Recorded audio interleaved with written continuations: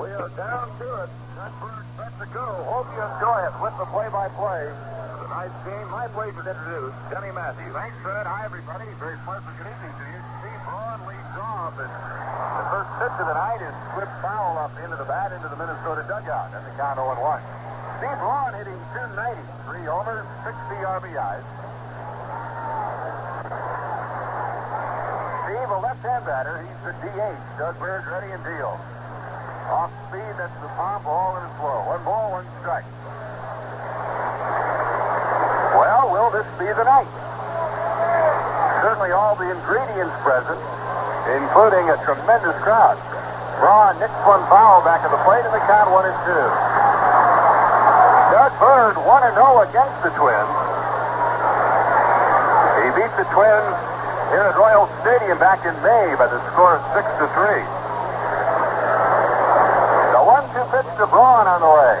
Foul ball popped up, back and short, Pochek out, Tom Poquette in, and it's Tom Poquette to make the catch, 1 away.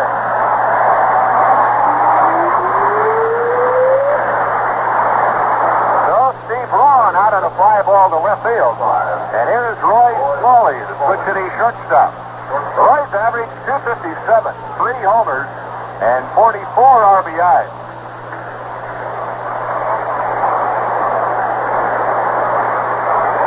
Since joining the Twins, has just 4 hits against the Royals. So the Royal pitchers have handled him well. He's 4 out of 32. On the left side of the dish against Doug Bird, and the pitch is strike, 0-1. For Doug Bird, this marks his 27th start of the year. It is his 3rd start against the Twins. No balls and a strike. Game just underway. Fastball swung late, fouled away. This one way down the left field line and deep into the lower deck, and the count on Smalley 0-2. Doug's most recent outing was a 3-1 loss. That was in Texas on Saturday night. He went 6 innings. Back he comes, and the pitch just a little bit inside and low. 1 ball, 2 strikes. John Wathan back of the plate. It was John Wathan who caught Larry Gura on Wednesday night in Oakland. 1-2 the count. Back comes Bird with a fastball, and Smalley has to jump back inside. 2 balls, 2 strikes. Doug's last victory came over the A's here at Royal Stadium on the 21st of September. The final score of that meeting, 3-1. The 2-2 pitch to Smalley, low and outside, ball 3, 3-2. Doug, of course, and we've said it about every time he's pitched, just doesn't walk anybody at all. He's walked only 30 this year. Back he comes, and a hot shot is past Pochek on into left field. Tom Poquette over quickly to Corrales and holds Smalley to a single. So Roy Smalley singles to left, 1 on, 1 out, and here's Rod Carew. Rod hitting .325, 9 homers, 89 RBIs.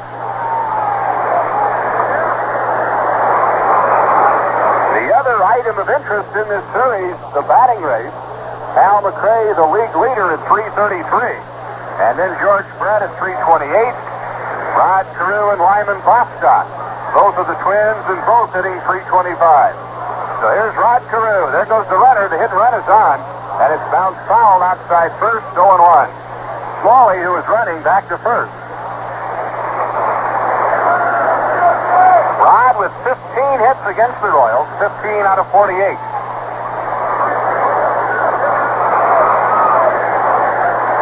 No balls and a strike. Mayberry holding to the runner. Doug's pitch is high. 1 ball, 1 strike.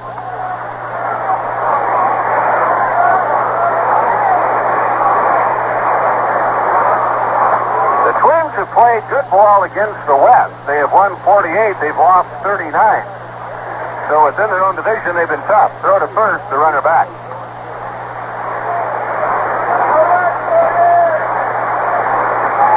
Royals shooting for win number 91 tonight. The runner goes. The pitch to Carew, bouncing ball, base hit left field.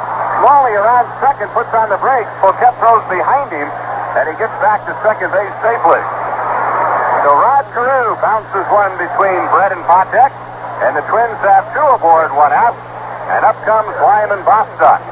Bostock, more than any other Minnesota Twin, tough on the Royals. 18 hits.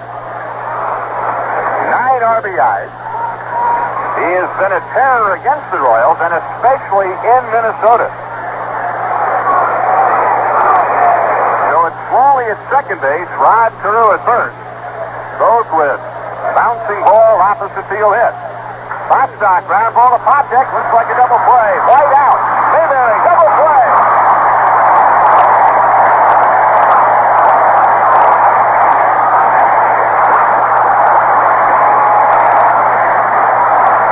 Well, Smalley and Carew got their balls through, but Lyman Bostock not so lucky. And his ground ball turns into an inning-ending double play. 2 hits, no runs, a man left. And after half an inning, Twins nothing. Royals coming up. Cleveland player-manager Frank Robinson says he'd like to stay on with the Indians. But as the Indians wind up their best season in years, Robinson remains without a contract. Robinson will not play next year, and the Indians reportedly have offered him $80,000 just to manage. That's a loss of about $100,000 from his reported salary as a player-manager. Robinson claims money is not the issue, but he declines to specify just what the key problem is.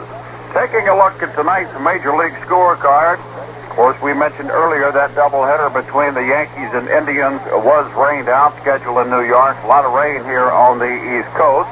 Another rain out also, St. Louis at Pittsburgh. Has no bearing whatsoever on the divisional races. It boils down to Kansas City winning it tonight to wrap up the West in the American League. If they don't and Oakland should win, then, well, it just gets tightened up a little bit more. However, we should point out that Kansas City has least tied for the Western Division crown of the American League. If they should end up in a tie, then naturally there would be a playoff between the Royals and the A's to decide who is going to win the West. Other games in the American League, Boston leads Baltimore 1-0. That's after 3 innings to play. Chicago is scheduled at Texas. Knapp going for the White Sox. His record is 3-1. Umbarger going for Texas. His record is 10-12. Minnesota is at Kansas City in our game here tonight. And Detroit is at Milwaukee, Hiller, and Travers. We go to the bottom of the first, no score. The man trying to prevent the Royals from nailing down their first Western Division title is 27-year-old right-hander Dave Gold. Dave is 6'4", weighs 210. He is 1-2 against the Royals this year. He has pitched better than that. In his career, 5 wins and 3 losses against the Royals. Gold beat the Royals in Minnesota back on May the 22nd, 5-3. It was a complete game, and he allowed only 3 hits and a run in the first 8 innings. And then allowed 2 runs in the ninth, but he was very much in command. And then the Royals and Alfred Mugg beat Gold 1-0 in 10 innings in Minnesota on June the 29th. Dave went 10 innings, allowed just 1 run and 3 hits. And then the Royals and Pittsy beating Gold here 4-2 on August the 4th, as the Royals got 3 runs in the first. So as you can see, Gold's 1-2 against the Royals, but he's been much tougher than his record would indicate. Tom Poquette leads off and takes the breaking ball low, ball 1. Tom hitting .301, 2 homers, 33 RBIs. He's hitting .294 against the Twins. Ground ball, base hit, center field. So Tom Poquette rolls a single into center, and the Royals off and running. Here's Amos Otis. Amos hitting .280, 6 RBIs, and 18 home runs.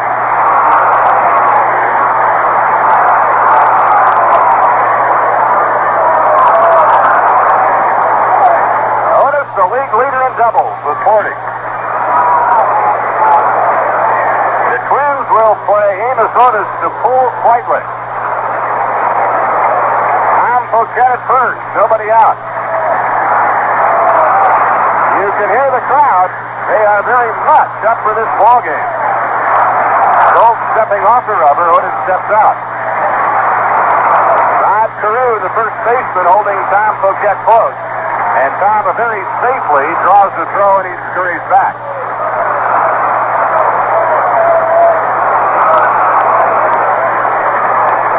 Royals trying to win the first Major League Baseball title in 21 years of big league play here in Kansas City. The amazing thing is it would come in only the 8th year of existence for the Royals. Otis bluffing a bunt, takes low and inside, ball one. Beautiful night for baseball, the temperature in the 80s. You wouldn't expect an 80-degree night on October the 1st.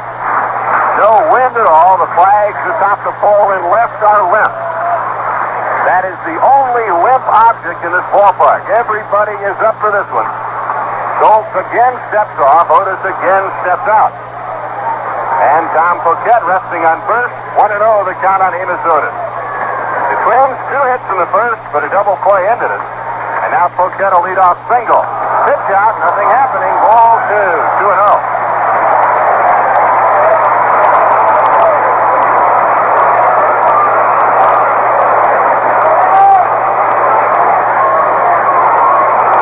Amos with 40 doubles has established the Royals record. McRae and Mayberry last year had 38 doubles. Amos broken bat looper out toward the second baseman who makes the catch. So Amos jammed with a pitch and breaking his bat, it's a lift pop-up to Randall. A one out, and George Brett coming up. George hitting .328 with 209 hits. He has 65 RBIs and a half a dozen home runs.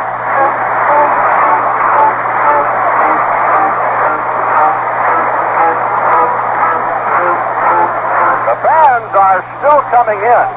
This place will be packed.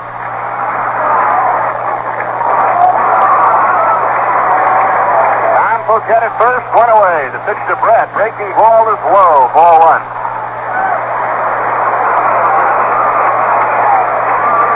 Dave Gold, not an overpowering pitcher, not at all. He'll move the ball in and out. The pitch to George Brett, hit hard, off the glove of the shortstop, slowly everybody's safe. And there's 2 on with 1 out.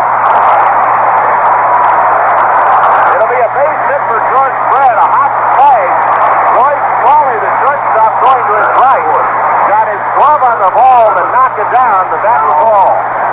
And Poquette at second, Brett at first for Hal McRae, the league's leading hitter.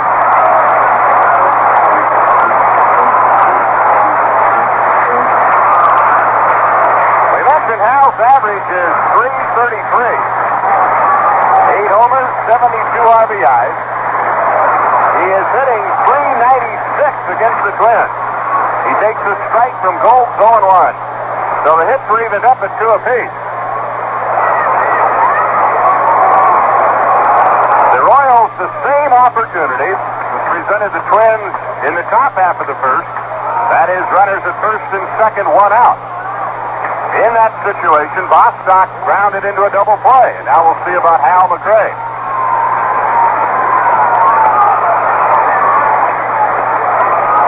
Gold kicking at the pitching rubber, trying to, first of all, dislodge some mud from between his spikes. At first, he was kicking at the dirt in front of the rubber to get it to his liking.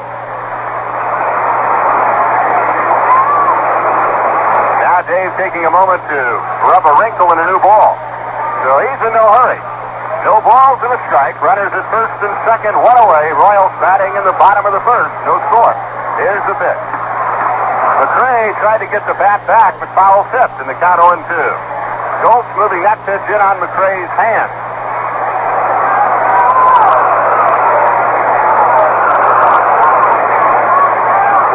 No balls, 2 strikes on Hal McRae.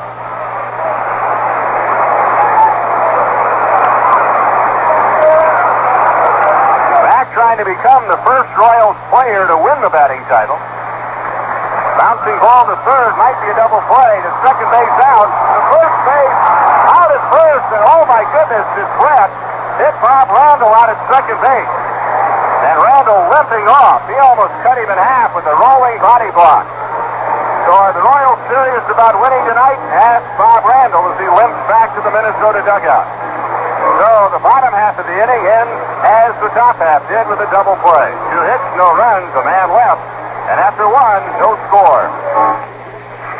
A Washington newspaper, The Star, quotes an attorney who handles some pro basketball contracts as being angry over the way a couple of teams announced the terms. The attorney, Donald Dell, represented John Lucas, who signed with the Houston Rockets, and Adrian Dantley, who went with the Buffalo Braves. According to Dell, Lucas actually got a 7-year contract from Houston, calling for a total of $1.5 million. Houston announced it as a multi-year pact for $850,000. And Dell says Buffalo announced Dantley's pay is $500,000 for 5 years, when actually it would be $1,100,000 for 7 seasons. Well, not too bad there. It appears as though the players came out on top. After all, our pay raise was only 4.83%. We had nothing to say about it. Texas Rangers southpaw Fritz Peterson is recovering from surgery he underwent at Inglewood, California Hospital 2 days ago to repair a torn muscle in his left shoulder. The 34-year-old Peterson, a 20-game winner with the Yankees in 1970, hasn't pitched for the Rangers since June 19th. We go to the second inning, no score. Butch Weiniger, Larry Heisel, and Dan Ford will be coming up against Doug Bird. Weiniger, the switch-hitting rookie catcher, carries an average of 260 into the ballgame. Butch has 10 homers, 69 RBIs. Doug allowed 2 singles in the first. Bostock grounded into the double play. And Weiniger takes his strike 0-1.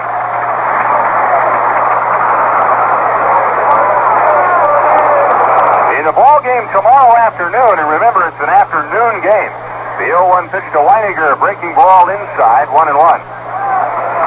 Game time is 1:30. Dennis Leonard pitches against Jim Hughes.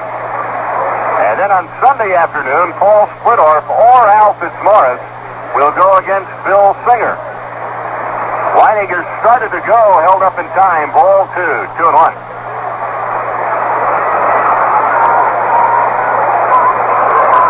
Royals have done very well against the Twins, especially here at Royal Stadium. The Royals have lost only once to the Twins here. They have 5 victories. A little bit low, ball 3, 3-1. Royals are 10-5 against the Twins overall. 3 balls and 1 strike on the catcher, Butch Weiniger. Back comes Doug Bird, ground ball, White to his left. Good pickup, over to first, inside. Frank White going to his left to take a base hit away from Butch Weiniger. Frank showing that tremendous range. That time to his left, so 1 away. And the batter, Larry Heisel, right-hand hitting left fielder. Larry hitting 269 with 14 home runs, 93 RBIs.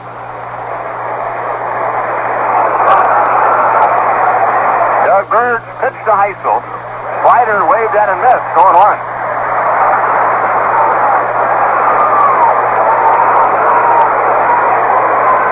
Royals playing very well defensively Wednesday night in Oakland. A change or a palm ball, lofted foul, Watson in hot pursuit, but John just simply runs out of room as the ball bounces in the box seats and then takes one big hop onto the screen. So a whole group of fans down near an aisle let the ball bounce in the aisle, and then it got away. It got on the screen, and no chance then. No balls and 2 strikes on Heisel. Larry against the Royals this year, it doesn't hit. That includes a home run, and he has 9 RBIs. Breaking ball, swung on and missed, down he goes. So Doug broke one off, and Heisel did not have a good swing, and Larry just turns and walks back to the dugout. Number 15.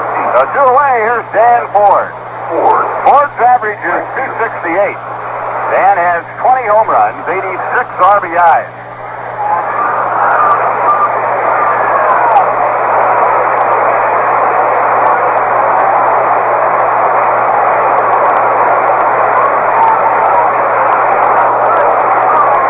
Right-hander against right-hander. The windup by Doug in the pitch. Fastball in on his hands, and he fouls it away. should treat Danny Ford very kindly. Dan Ford has been a one-man wrecking crew against the Oakland A's this year. And in several games, Dan Ford has almost single-handedly beaten the A's. He has just worn out the Oakland pitching staff, so the Royals should be very grateful. And the 0-1 pitch, high fly ball, well hit, deep right center. Otis going back, away back to the wall. He's got it. So Dan Ford, the man who has bedeviled the A's, he has 7 home runs against the Oakland staff. Almost gets it out of Royal Stadium, but Otis ran it down in deep right center. In the inning, no hits, no runs, and nobody left. We go to the bottom of the second. Royals nothing, Twins nothing. All the Kansas City Royals can clinch the American League West Championship tonight in their home game against the Minnesota Twins. A victory by the Royals or a loss by Oakland to California would do the trick. Now we got a call from Freddie White with the Kansas City Royals Baseball Network, and he informed us that tomorrow's game has been moved up to 2:15. Of course, this is to accommodate television.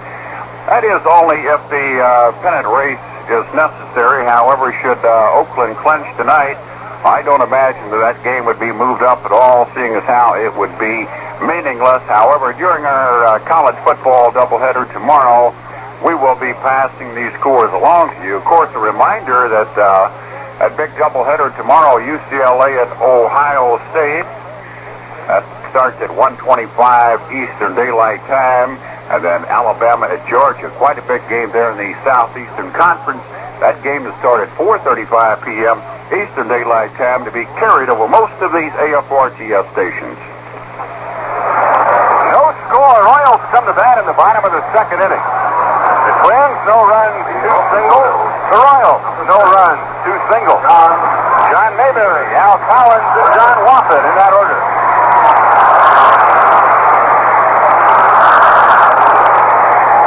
With 95 RBIs. That places him 5th in the American League. John has 13 home runs. His average 235. Dave Goltz rocks and deals. Fighter on the outside corner, 0-1. John, in years past, has hit very well against the Twins. He's hitting 250 this year. A little tap up along the first baseline. Picked up by Rod Carew right at the bag for the out. And there's one gone.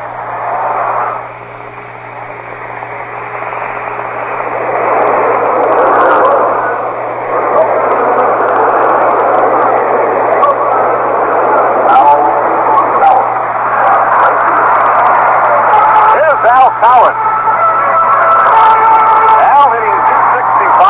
59 RBIs and 3 home runs. Al has been stinging the ball for the last 2.5 weeks. Al has changed his batting style a bit. He takes a strike on 1. You might remember how Collins used to hold the bat back and parallel to the ground. Not anymore. He's holding the bat straight up. His hands in front of the letters. He takes outside a breaking ball and the count 1-1.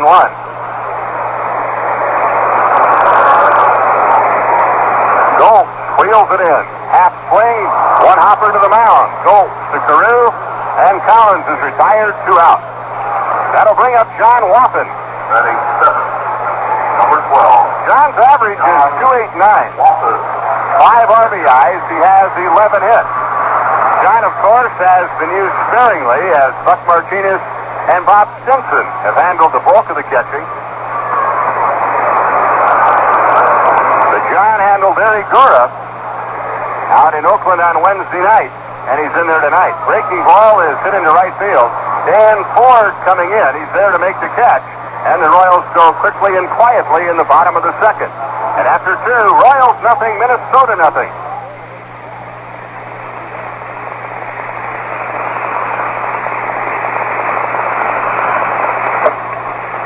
Superstar Dick Allen is expected to be back in uniform tonight when the National League East leading Philadelphia Phillies host the New York Mets.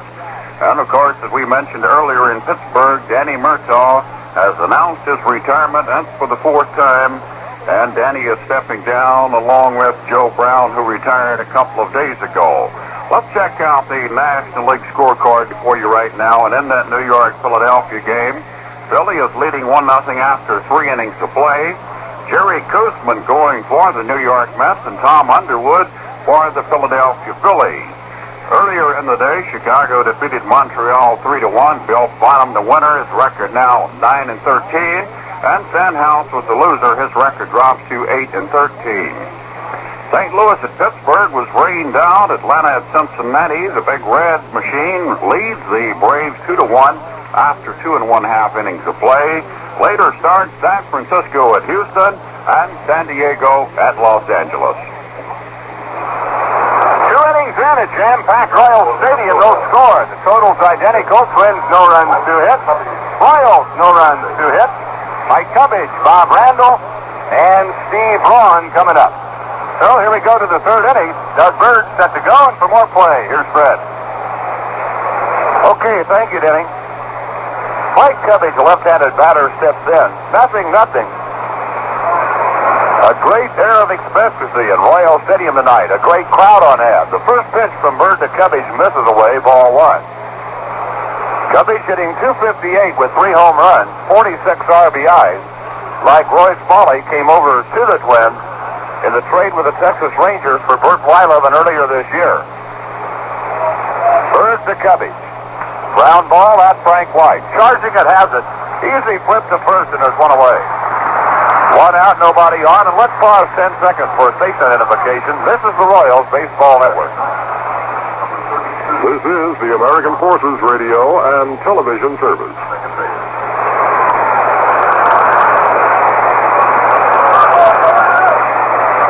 Bob Randall steps in, a right-handed batter. The Twins' second baseman, the number 9 hitter in the batting order. Randall hitting .269 with a homer, 34 RBIs. 11 hits against the Royals this year. Spreads out wide, chokes the bat. The first pitch from Bird. Ball inside, ball 1. Denny described it for you. Boy, Randall really got decked by George Brett at second base. George going in, throwing a block, trying to break up a double play, and he blew Randall out of there. They both came away limping, but they're both out there still. 1-0 pitch from Doug Bird. Ground ball, high chopper at Brett. George has it, straightens up and fires her 2 out. Randall out second to first. Doug Bird has now retired 6 in a row. And with 2 out, nobody on, is the leadoff hitter Steve Braun, who flied to left his first time up. Hey, right.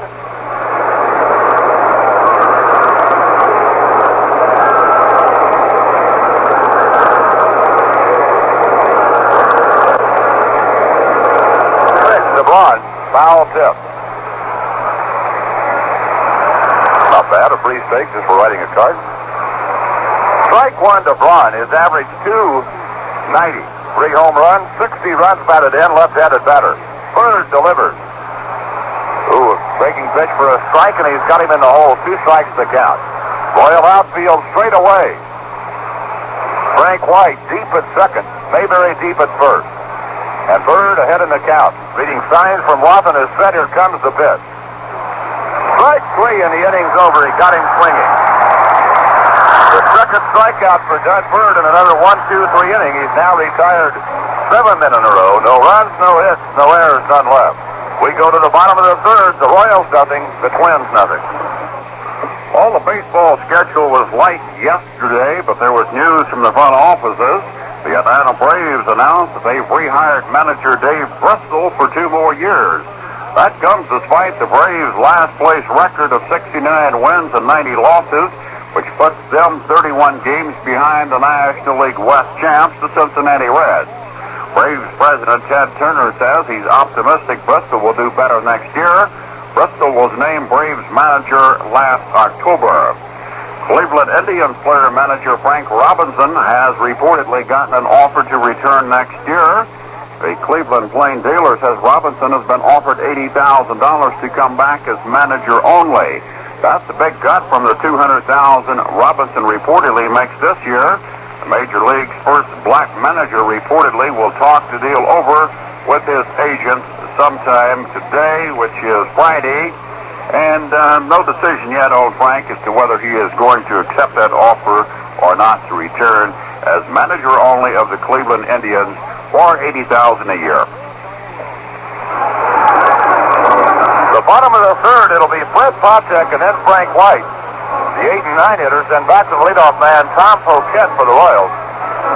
Potek up for the first time in the ballgame, hitting .243 with a home run and 43 RBIs. He's driven in 7 against the Twins. Although he hasn't hit them that well, his average only 194 against Minnesota pitching, but he's had hits that have counted. Potek, a right-handed batter. Royals shortstop.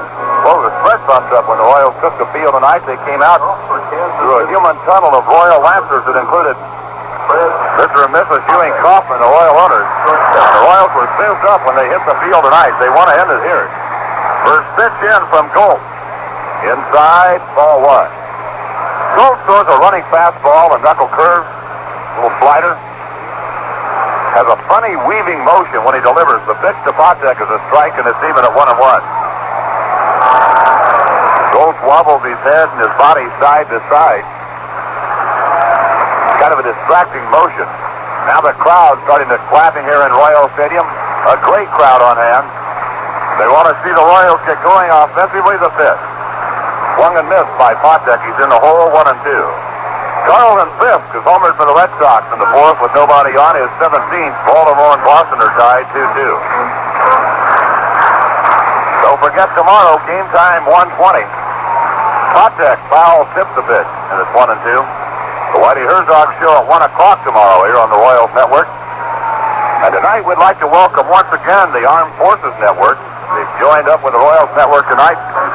Some 300 stations strong listening in around the world as the Royals try to nail down the crown in the American League West here tonight. A win for the Royals would do it. Barring that, the Royals should lose. If the A's would lose tonight, it would be over. The pitch. Foul tipped again by Potek, and the count remains 1-2. But the Royals don't want to do it by letting the Angels beat the A's on the West Coast tonight. That's banana against blue. What they want is to win it right here and to take it to the clubhouse knowing that it's over. Potek giving Gold a battle as we open the bottom of the third. 1-2. Fred up there fouling pitches off. The outfield straightaway. The pitch. Way outside. Breaking pitch, and it's 2-2. Frank White in the on-deck circle studying Gold. For in center field, Bostock very shallow. The pitch. Low and inside, and a full count, 3-2. Potek, of course, a good man to have aboard to start an inning with that great base running ability. He has stolen 51 bases, just one shy of Amos Otis' team record. 3-2 to Potek, and Gold rubbing the baseball. Now looks in at Weiniger for a sign. Here comes the pitch to Potek. Little tap towards the mound, and Gold has it. Underhands to first, there's one away. Potek tried to check his swing and rolls out pitcher to the first baseman. One out, nobody on to Frank White. Betting ninth, number 20. Frank, here's the Royals radio.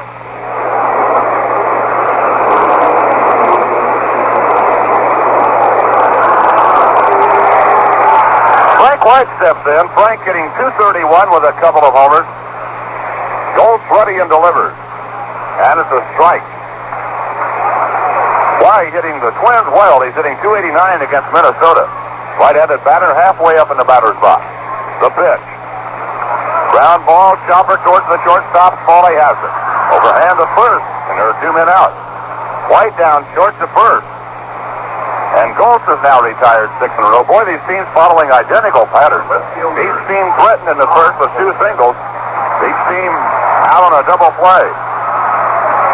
Each team down 1-2-3 in the second. Nobody has reached yet in the third. Here's Poquette, who singled to start the ball game for the Royals. Tom at 3-0-4. Left-handed batter. Good opposite field hitter, and they're playing him straight away. The pitch. He bunts. Back to the mound, but Goldsoft intercepts. Underhands to first, and the inning's over. Poquette tried to drag it past the mound and couldn't get it there. So he's out 1-3, and that does it. No runs, no hits, no errors, none left. We'll go to the fourth. The Royals nothing and the Twins nothing. All the controversy is still raging over the decision by the referee and two judges that gave Muhammad Ali a narrow victory over Ken Norton in their title fight Tuesday night in New York. Sports writers were shown film clips of the pivotal 15th round, which all three officials gave to Ali. The film shows that Muhammad threw 3 times as many punches as his opponent in the final round. However, most of these did not land. So Kenny Norton's assessment of the referee and the judge's decision apparently is true, that Muhammad threw a lot of punches, but all of them only caught air. Well, after a night of thunder and lightning, the second round of the $135,000 Sahara Invitational got underway in the rain today, but the inclement weather wasn't expected to cause any delay in play. It's not that heavy, said PGA spokesman Tom Place. We'll keep playing unless it becomes unplayable, but the scores might be a little higher today. The golfers teed off at 11 a.m. Eastern Daylight Time. Should have more on that later on. We go to the fourth inning scoreless. The hits even at 2 apiece. For Minnesota, it'll be Smalley, Carew, and Bostock, the number 2, 3, and 4 hitters. Smalley, a switch hitter, singled his first time up, batting left-handed against Doug Bird. His average .259. The outfield playing him to hit the opposite way. As an extreme opposite field hitter, in fact, he hits one foul back out behind home plate, 1 strike. We've been informed that they are selling standing room only tickets here at Royal Stadium now. And out on the hill behind left field, a great army of fans lined up watching this game, sitting way up by the interstate highway. 1 strike pitch to Smalley. Breaking stuff missed. 1-1. Otis, the center fielder, way over in left. Toquette very shallow near the line in left. Cowens, the right fielder, well off the line against the left-handed batter. Here's the 1-1 pitch from Bird. Chop towards Mayberry up the first base line. John has it. He's going to take the play himself. There's one away.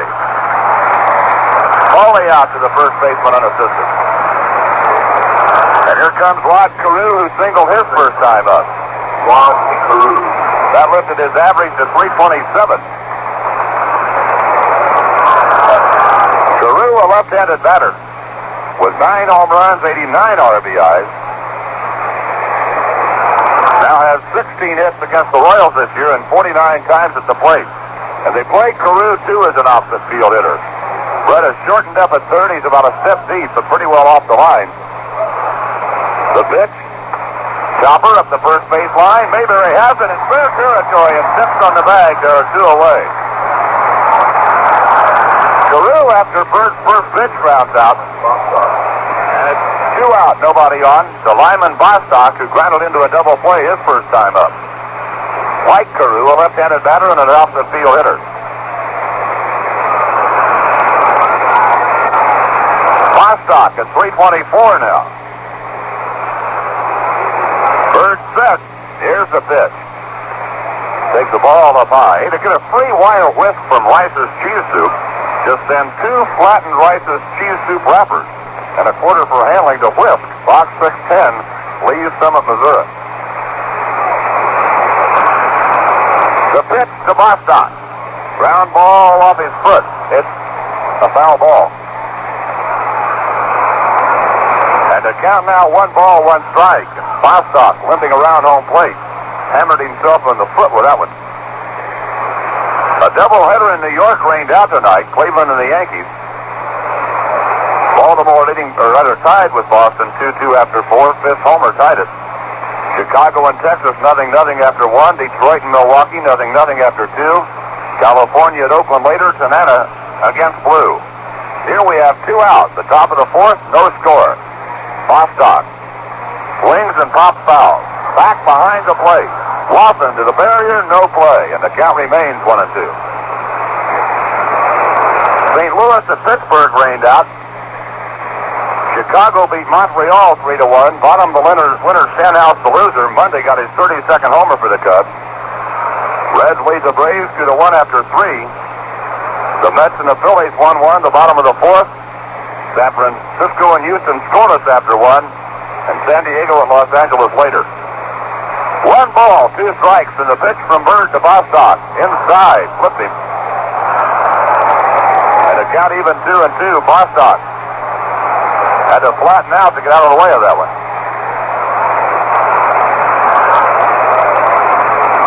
Denny told you in the first, Bostock Carew of the Twins, McRae and Brett of the Royals, embroiled in a red-hot batting race for the American League Championship.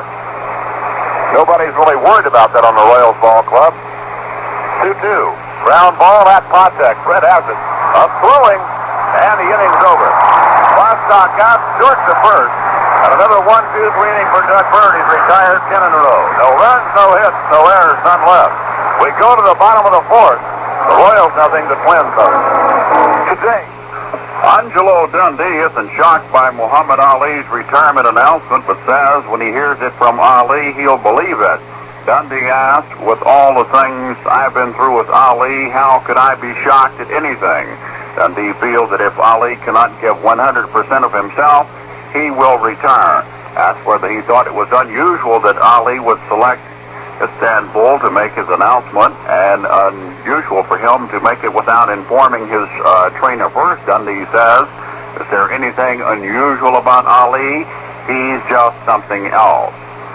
Atlanta Braves manager Dave Bristol has a new 2-year contract. Owner Ted Turner feels that Bristol will turn it around for the losing Braves.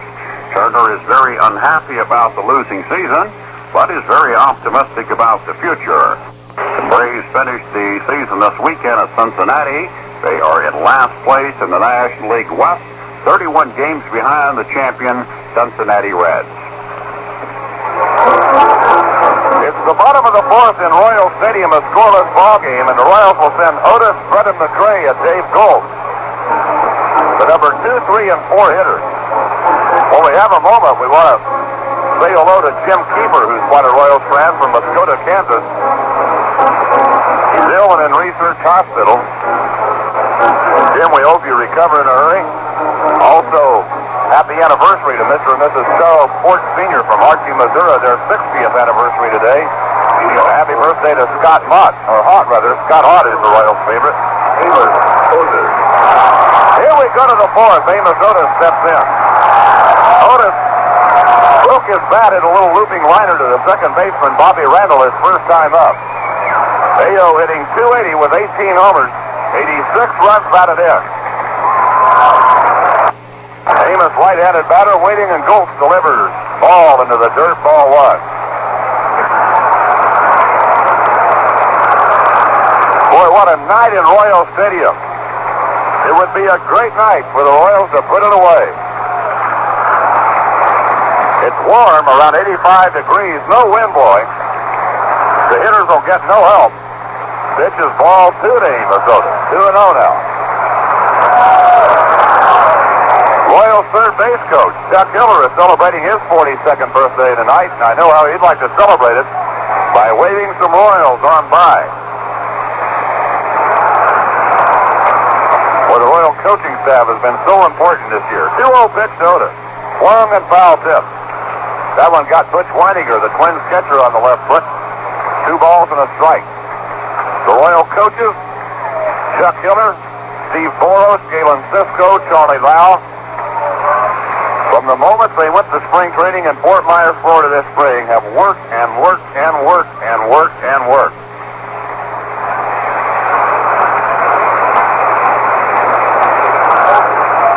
This ball club hungry to win this game here tonight.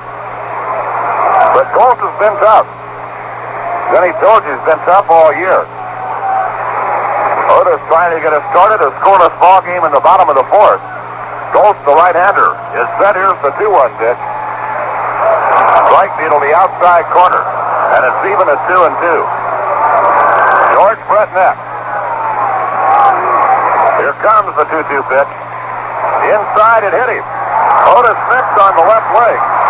He's aboard with nobody out. George, one of our favorites, Henry Wheat, is in the hospital.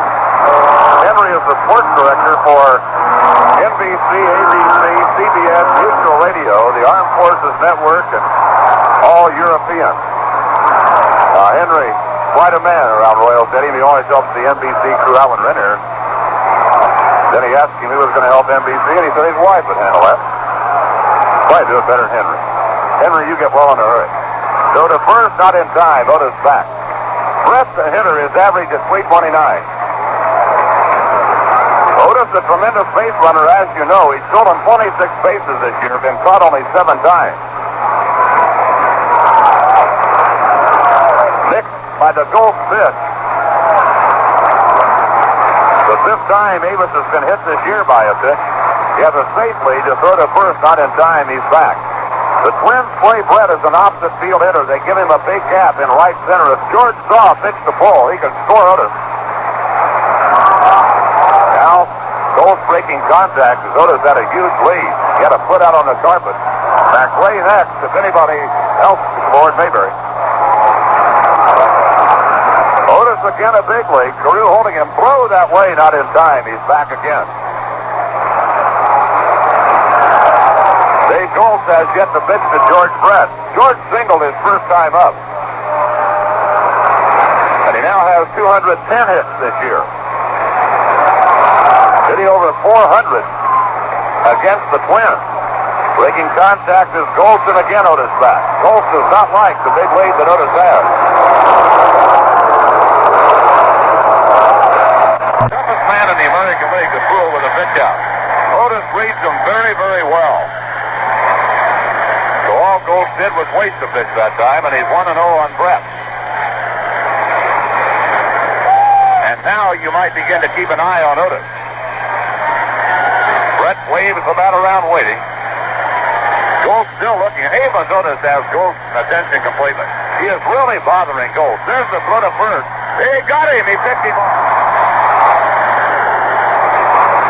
Amos Otis picked off. And there's one out, nobody on. Gold, before coming set, let Otis get his lead. He just wheeled and fired, and he got him. It was close. So the leadoff runner has been wiped out. And the Royals will have to start over. Gold is ready, the 1-0 pitch to Brett. Breaking pitch for a strike, and it's 1-1. So the Royals have lost their base runner. Here's the pitch. Brett rides it down the left field line, fair ball to the corner. George around first and headed for second. He goes flying into second base, standing up with a double. His 32nd double of the year. And the Royals have a man in scoring position with one out in the fourth, and Al McRae to the plate. And Gold's pickoff of Otis now is very big. Designated hitter, Al McRae. In all likelihood, Amos would have been running on that pitch and may have scored. At the very worst, the Royals would have runners at second and third with nobody out. But there's a runner at second with one out, and here's Hal McRae. He hit the ball hard, but grounded into a double play his first time up. Stretched by Gold the pitch. McRae takes it for a strike. Mack, a good opposite field hitter, and Bostock giving him room in right center and in left center, playing him straight away. The shortstop, Smalley, over in the hole. Third baseman, Mike Cubby.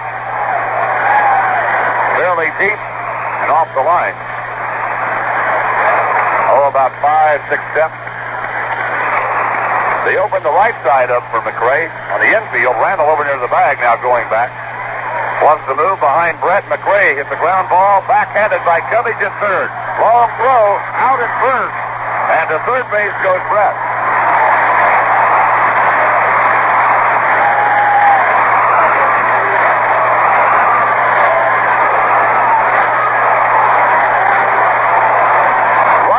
Now talking to the first base umpire, Jim McRae down third to first.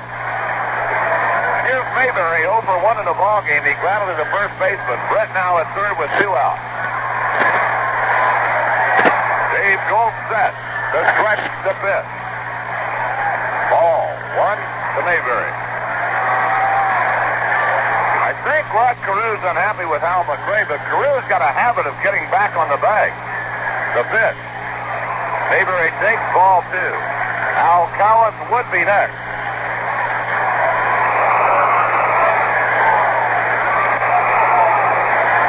Hey, if you've been around the major leagues as long as Rod Carew has, you have to know that you can't take half the bag. Al McRae has reminded him of that twice this year.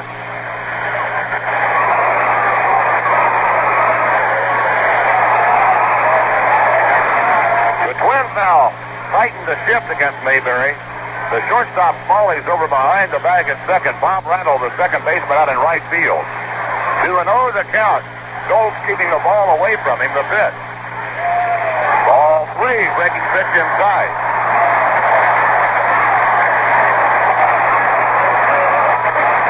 We're in the fourth. It's scoreless. Mayberry trying to drive one home right here.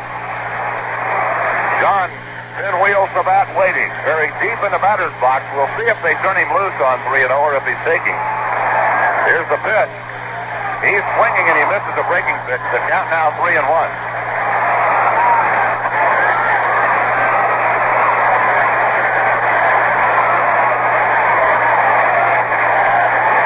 Gold clawing at the rubber. Mayberry again pinwheels the bat. Here's the stretch. The pitch. There's a fly ball. Right field. But over near the warning track is Dan Ford. He's got it and the inning's over. Mayberry flies to right. And the Royals come away empty-handed. No runs, a hit. Hit batter, a man picked off, no errors, and one left. And we'll go to the fifth. The Royals nothing, and the Twins nothing. Cipriano Ballesteros of Spain shot a 6-under par 67 to take the lead on the first day of the 3-day Donald Swailings golf tournament. Ballesteros' score equaled the course record set in 1967 by former Belgian champion Donald Swailings, for whom the tournament is named. The Spaniard was 2 strokes ahead of Lee Elder of the United States, who shot a 4-under par 69. American Curtis Strange carded a 2-under par 67. Brian Huggett of Wales posted a par 73, while Jean Garledy of France scored a 74, and Tommy Aaron of the United States a 75. Rain interrupted play with Gary Player of South Africa and Philip Toussaint of Belgium, the only 2 other players in the tournament, 2 holes out. They will complete the first round on Saturday morning. Carl Yastrzemski became the 9th oldest player to drive in 100 runs in a single season Friday when he drove home Rick Miller with an infield single.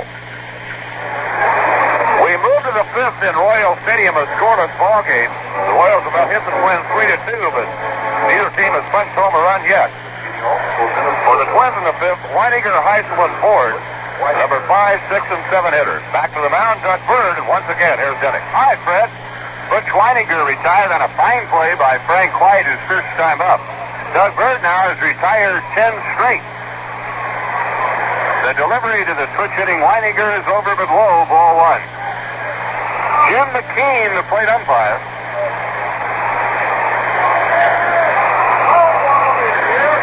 One ball, no strikes to Weiniger.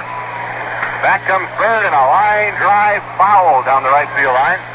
It bangs off the wall right to Al Collins in the count 1-1. The Minnesota hit singles by Smalley and Rod Carew in the first inning. The Royals have 2 singles and a double. Inside corner to Weiniger, 1-2.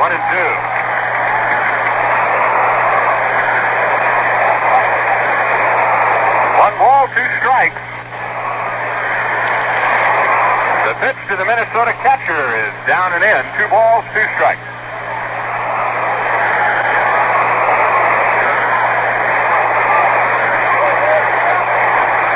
Ball game in the top of the fifth. This is game 1 of the series. Doug Reddy, the 2-2 pitch to Weiniger. Breaking ball barely missed the inside corner to knees. Full count 3-2.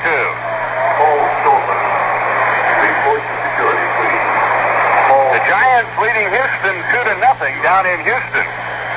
Those 2 ball clubs finish the season tomorrow. They don't play Sunday.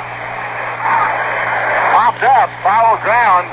George Brett with room has the ball and it's run away. So Weiniger fouls out. And up comes Larry Heisel, who struck out in the second inning. Doug hasn't walked anybody. That's not news. He has 2 strikeouts.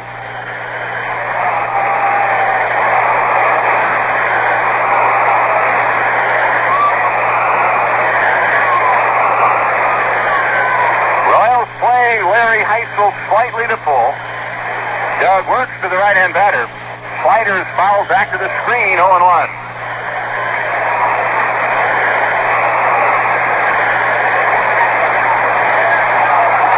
Scoreless ball game, top of the 5th. The Royals trying to win it. The 0-1 pitch.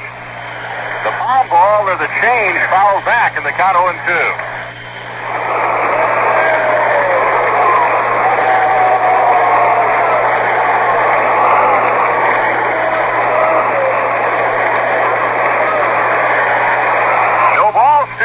On Larry Heisel. Doug Bird brings it home. And a swing and a miss. Down he goes. That was the identical pitch in the identical spot that Heisel struck out on in the second. So Doug has his 3rd strikeout of the ballgame. He's retired 12 straight. And the batter, Dan Ford. Ford flied out to Amos Otis in very deep right center field his first drive.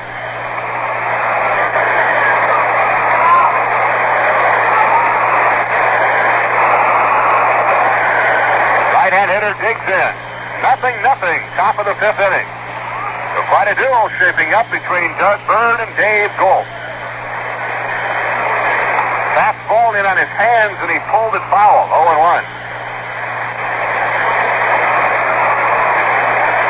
We mentioned earlier a ball game that Gold pitched against the Royals in Minnesota. The Royals eventually winning 1-0 in 10 innings back on June the 29th. It took 4 fine plays in the outfield by Hal McRae, and then a sacrifice fly by Fred Patek to score McRae with the only run of the ballgame. The 0-1 pitch, low and outside. 1 ball and 1 strike.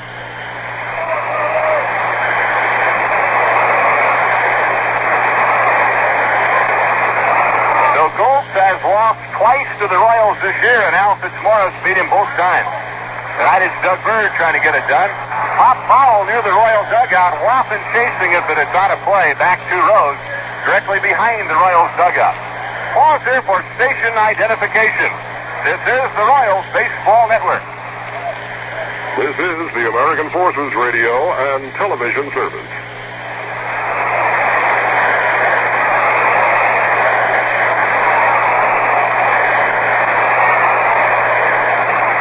Matthews and Fred White at Royal Stadium. No score, top of the 5th. Bases empty, 2 out. 1-2, the count to Dan Ford. Doug Bird's pitch to the right-hand batter. Hit to left center field and deep.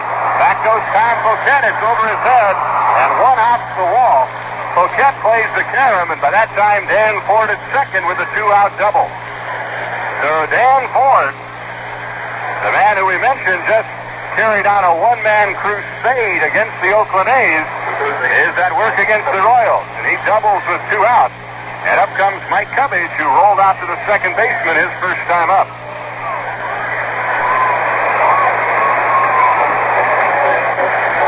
For Dan Ford, that would be his 24th 2-base hit.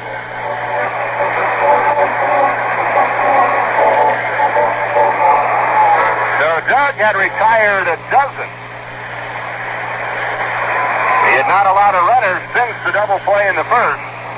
But now Dan Ford hits one in the alley between Poquette and Otis. And Mike Cubbage a chance to put the Twins out in front. The hits evened up at 3 apiece. The pitch to the left-hand batter of it inside, ball 1. 1 ball, no strikes on Mike Cubbage. Mike, a former Ranger, came to the Twins in the Bert Blyleven trade. Doug, a backward glance at second. He steps off the rubber. Dan Ford did not have that big a lead, but nonetheless, Doug chose to step back and start over.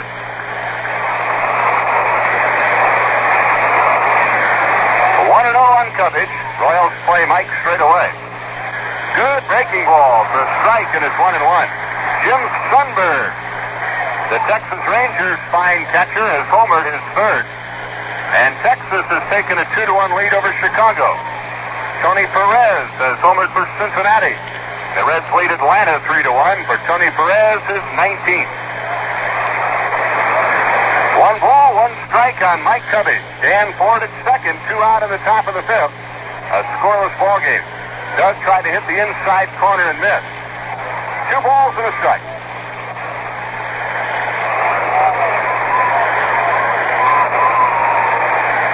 Each team had a scoring opportunity in the first inning. McRae rolled into a double play. Lyman Bostock grounded into a twin killing. 2 balls and a strike. Here's the stretch by Doug in the pitch. Ground ball up the middle, but Patek is behind second. He's got it over to Mayberry in time. And was by the tire. Patek was positioned perfectly. Covey hit it past the mound towards center field. But Patek was in front of it. And that's that. So the 2-out double by Dan Ford. 1 hit, no runs, and a man left. We go to the bottom of the fifth. No score. Carl Yastrzemski became the 9th oldest player to drive in 100 runs in a single season Friday when he drove home Rick Miller with an infield single. Yastrzemski hit a ground ball to Baltimore first baseman Lee May with 2 outs in the first inning. Baltimore pitcher Dave Pagan missed the first base in taking the throw from May, allowing Yastrzemski to reach safely. Miller raced home from second base on the play. Now, Babe Ruth twice drove in more than 100 runs in a single season after he turned 37 years of age. Others to perform that feat included Ty Cobb, Ernie Banks, Honus Wagner, Minnie Minoso, Hank Aaron, Zach Wheat, and Bob Johnson. Harris Tahoe Racebook on Friday installed the New York Yankees and Cincinnati Reds as favorites for the Major League playoffs beginning October 9th. The Reds were made 2-3 favorites, which means a bettor would put up $3 to win 2. Conversely, the Phillies were listed as 13-10, meaning a bettor would put up $10 to win 13. The Yankees, meanwhile, were listed at 5-8, and the Kansas City Royals at 7-5. Kansas City is the only team which hasn't clinched a divisional title, but its magic number is down to 1. And at the rate they're going tonight, perhaps it will be tomorrow sometimes before it's decided as to whether the Kansas City Royals have indeed won the Western Division of the American League. It's not over yet. They're 3.5 games ahead of the Oakland A's with 3 games remaining, but the Oakland A's have 4 games to play. Now let's get back to Royal Stadium. Bottom of the fifth, no score. Al Collins, John Watson, and Brad Patek coming up. Al Collins rolls back to the pitcher his first time up. No runs, 3 hits the Twins. No runs, 3 hits for the Royals. Neither team is there. Goltz delivers, breaking ball, low and outside, ball 1. You can imagine the Royals are so eager to get a run. Top fouls back and out of play by Al Collins. And the count 1-1.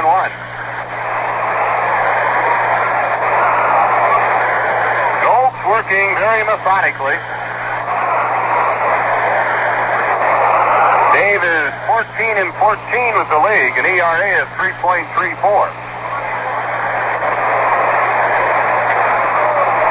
The 1-1 pitch to Al is down and in, ball 2, 2-1. Reggie Jackson has just homered for Baltimore in the 7th inning with nobody on, his 27th. And Baltimore leading Boston 4-2. Collins hits one over the shortstop into left center for a base hit. Now around first, puts on the brake. Looping one over the shortstop, Roy Smalley. And the Royals have their leadoff man aboard for the 3rd time in 5 innings. Up comes John Watson, the catcher. John, a fly ball into right field his first time up.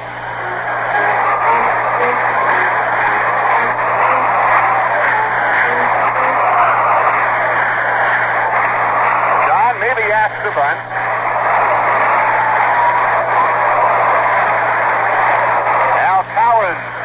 Off the bag, and Al has a pretty good lead.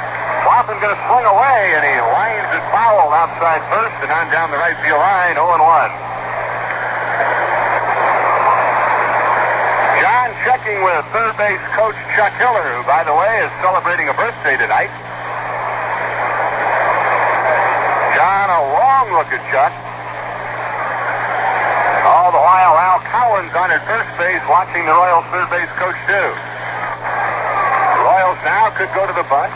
No balls and a strike. First, Gold throws over to first to runner back.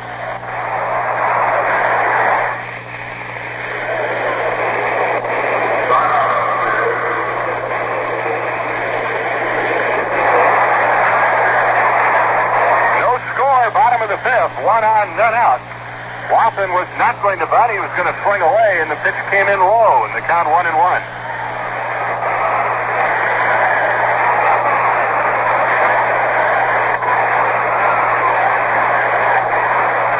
Chuck Hiller going through the signs once again. Watson back in the batter's box. Collins establishing a lead. Gold plants the right foot. Checks in with his catcher, Butch Weiniger. And now steps back off the rubber. 1 ball and 1 strike on John Watson. Al Collins opened the inning with a single into left center. Al draws the throw just as he was leaving the bag to establish his lead. So no trouble getting back.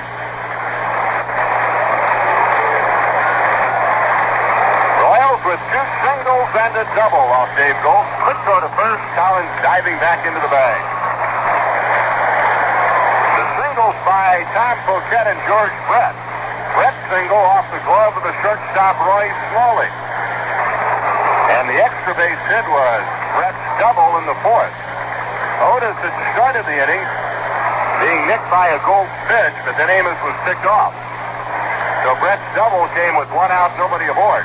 Watson hits a ground ball past the pitcher. Second baseman tries to tag and over to first. Safe at first.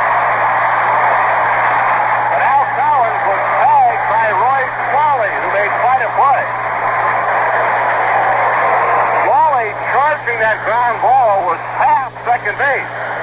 So he lost any chance he had at the force at second base. And as he moved toward first and set himself to throw, he made a quick swipe at Al Collins. And he nicked Al in the shirt for the out. So Watson at first, 1 away, and the batter, Fred Potek. Fred, none for 1, thrown out by the pitcher, Dave Gold, his first time up. So Smalley making a very good play in front of second base. He was able to tag Al Collins, but he couldn't get Watson. John runs very well. Potek is swinging a miss, 0-1.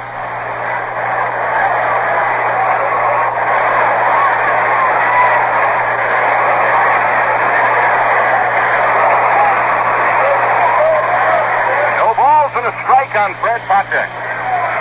Gold reading signs, back he comes, and Freddie swings at a breaking ball and misses. And the count 0-2.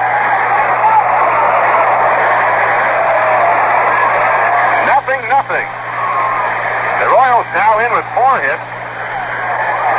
The Twins have 3.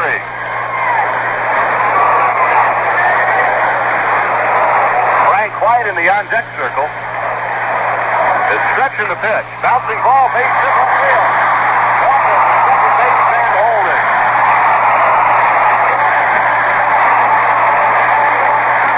Fred Potek grounds a single into left. Mike Cummings, the third baseman, made a headlong dive but came up empty.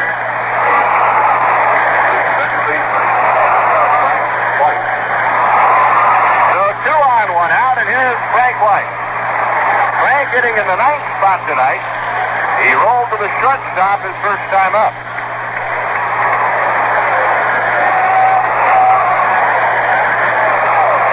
The Royals trying to break this scoreless deadlock in the bottom of the 5th.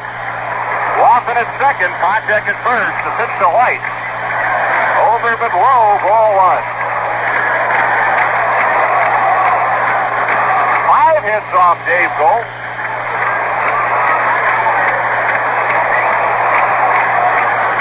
Dave hasn't walked anybody. We mentioned earlier he is not an overpowering pitcher. And he hasn't struck out anybody. The 1-0 pitch grounded to the second baseman. They'll go for a double play to Smalley at second, out to third base. Watson has to stay at third. Out comes Gene Walk, the Minnesota manager. The left fielder. He is pointing toward first base. Rod Carew coming off the bag. And Rod was on the right field side of first base and tried to swipe at Frank White, who was already across the base safely. So they get the fourth shot at second. There are two gone. And here's Tom Pochette with Watson at third and Frank White at first. So 2 on, 2 out, no score. Royals batting in the bottom of the fifth. And Tom Pochette has a chance to put the Royals in front.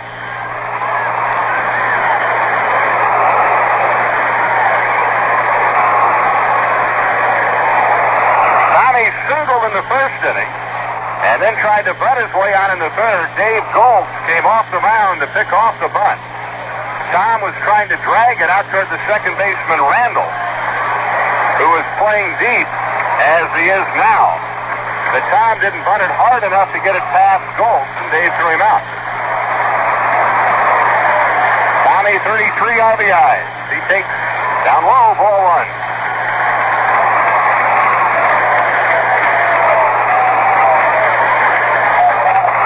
This standing room only crowd at Royal Stadium just poised to explode.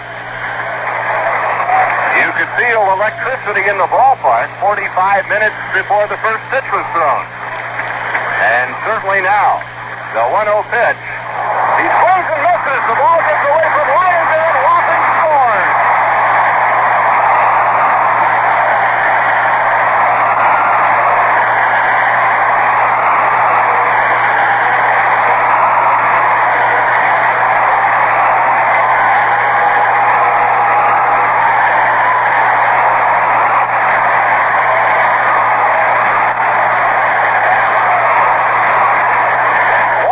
Royals, well, it wasn't very pretty. But boy, they'll take it. Gold throwing that breaking ball down into the dirt. Tom Pochette swinging and missing. It is scored a wild pitch. And as the ball got away from Leininger, Watson scored from third. Frank White moved up 90 feet. He's now at second. And the count on Tom Pochette, 1-1. 2 out, here's the pitch. Breaking ball, down and in, ball 2, 2-1.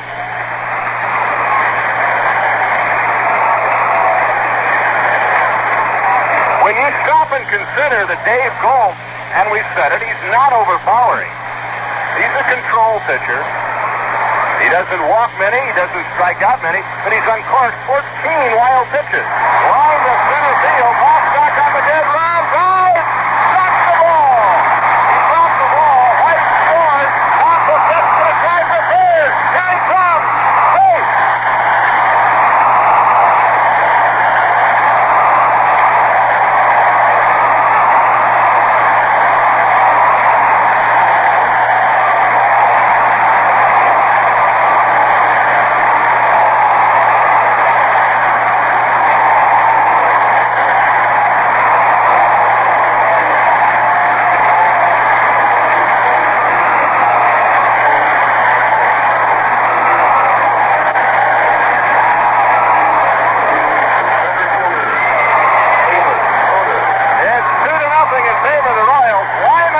The center fielder, with tremendous speed, and he tried to run that ball down in left center, and he made a headlong dive. He had the ball in his glove, but when he hit the deck, and boy, that artificial turf is hard, the ball came squirting loose like a wet bar of soap. And Frank White scored. Tom Pochette made it all the way to third base with a triple, and Bostock is hurt. He was on his feet and then moving back toward his position in center, and then suddenly doubled over and is in pain now, attended to by the Minnesota trainer, Gene Walk, the manager, walking out very slowly. So the Royals have taken a 2-0 lead. It started with a single by Collins. Watson bounced into a force out. The base hit by Fred Patek. Frank White bouncing into a force out. Watson going to third. And John to score on the wild pitch. And now the double by Tom Poquette off the glove of the diving Lyman Bostock in left center field. And suddenly it's 2-0 Royals. Hey, I think something bears repeating. We haven't talked about it for a long time. All the talk about rookies of the year, Tom Poquette hasn't had a lot of consideration, maybe because he's played primarily against right-handed pitching. When you think of the great defensive plays he's turned in, key base hits he's had, he's hitting over 300. It's just a darn shame if he gets overlooked. Now in right field general nation, I hope it's not premature as the fans starting to shout, we're number one. Well, it's only in the fifth, but we're working on it. Well, we're tied for number one. That counts for something. All right. Meanwhile, in center field, they are still gathered around Lyman Bostock. Dave Goltz, the pitcher, continues to stay loose. It would appear that there is a cheering war, if that would be the correct terminology, between the general admission section in left and the general admission fans in right field.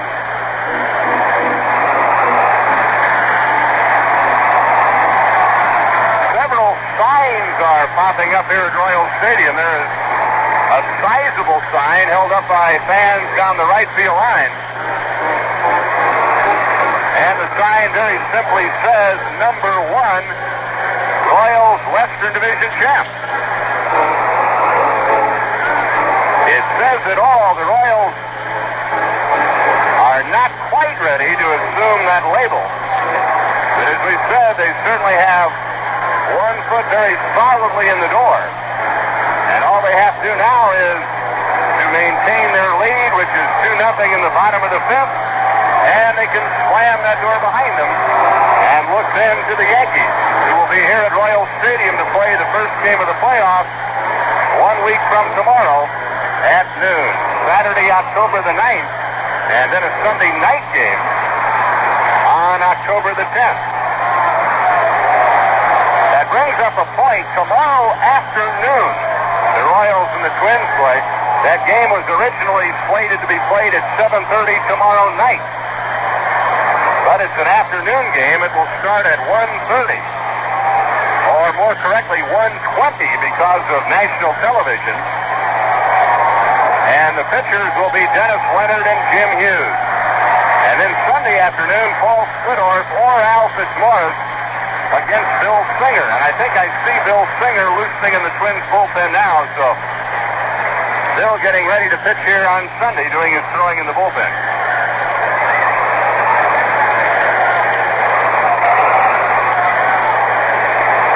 Lyman Bostock, after getting much attention, is okay. He will stay in the ballgame. Dave Goltz continues to throw.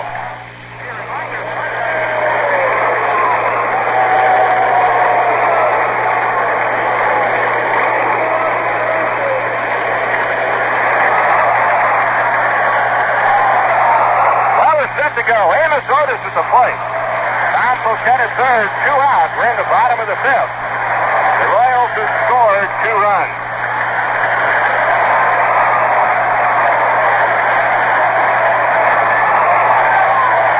The right-hander throwing now in the Twins bullpen is Tom Johnson. Otis bluffing a bunt, takes the pitch outside, ball 1. Amos popped to the second baseman his first time up. In the 4th inning, he was hit by a pitch ball. The Royals have scored 2 here in the 5th. Tom Poquette's double, just getting Frank White home. The 1-0 pitch to Amos Otis, hit to left center field and deep. Back goes Bostock, still going back to make the catch near the warning track, and that retires the tie. The Royals come up with 2 runs on 3 hits. They leave 1, and after 5, it's the Royals 2 and the Twins nothing. Rookie George Burns, who led in the final rounds of the World and Houston Opens this year, charged into the second round lead of the $135,000 Sahara Invitational Golf Tournament. They rain-soaked 6 under par 65 for a 36-hole total of 132. Playing on a day when rare October desert rain showers followed a spectacular night of lightning and thunder, 6'2", 210-pound Burns of Delray Beach, Florida, took a one-shot advantage over second-year pro Bruce Liskey and George Archer, the 1969 Masters champion. Liskey had a 67, while Archer, seeking his first victory in 4 years, notched the 66 for a 133 score.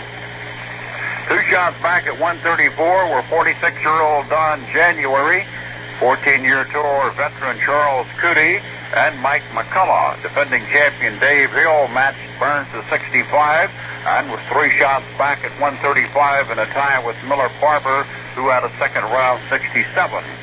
This is the first time I remember it raining here during the Sahara, and I've been at 16 of them, said tournament director John Romero. We got some rain, but not that much, said Burns, who shot an opening round 67. It was not enough to affect my game like this morning. Burns, who took a one-shot lead over Masters champion Ray Floyd into the final round of the World Open at Pinehurst, North Carolina 3 weeks ago, and was in front by 3 strokes with 9 holes to go, carded 7 birdies in his round of 32-33 over the par 71 course. We move to the 6th. The Royals lead 2-0. A fan has jumped out of the stands to drape a banner on the warning track in center field. And now he's being led away. Well,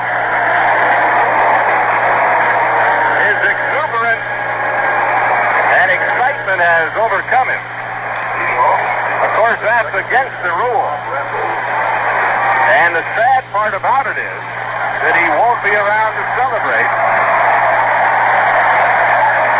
He managed to shake the hand of Amos Otis in center field, but it's too bad he won't be around in the 9th inning when hopefully the Royals can attach that sign to their dressing room. Number 1.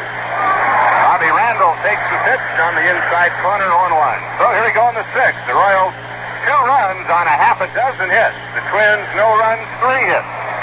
Doug Bird ready and deals. Swung and missed by Bob Randall, the count 0-2. Bob thrown out by Brett in the 3rd inning. He's the number 9 hitter. Steve Braun and Roy Smalley to follow. Top of the 6th. Doug has struck out 3. Back he comes. Fastball, swung on and missed. Down goes Randall. 1 away.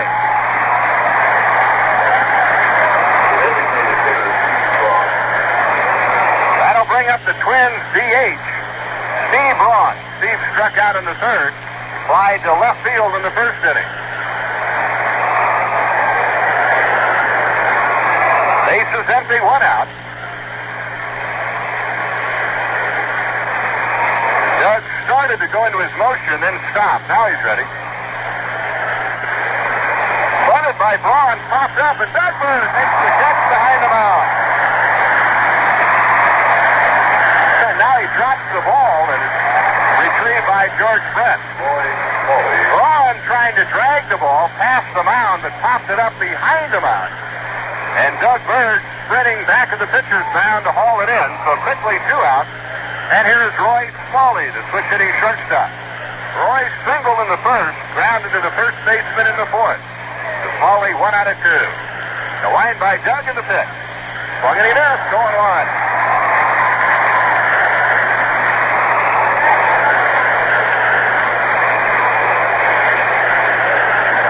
The magic number is 1.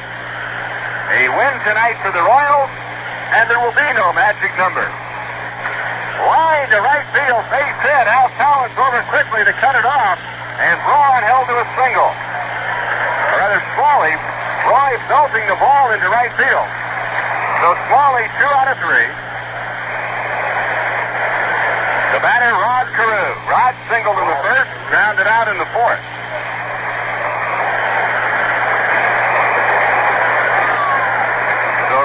Smalley has half of the Twins' hits. Carew starting for the plate now goes back toward the dugout. He apparently would like a new bat.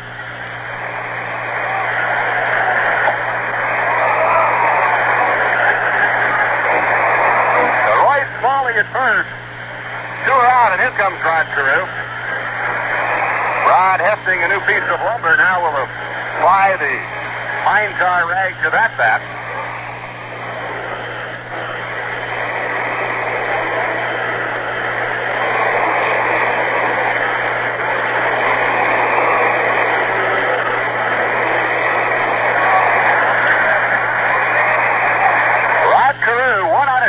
Single in the first.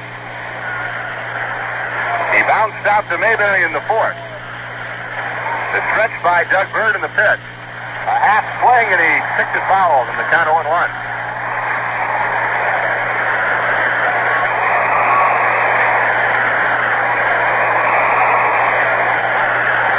No balls and one strike on Rod Carew.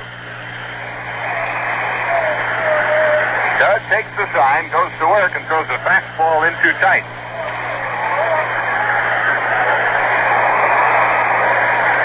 Stephen Gorey and Mark Littell working in the Royals bullpen.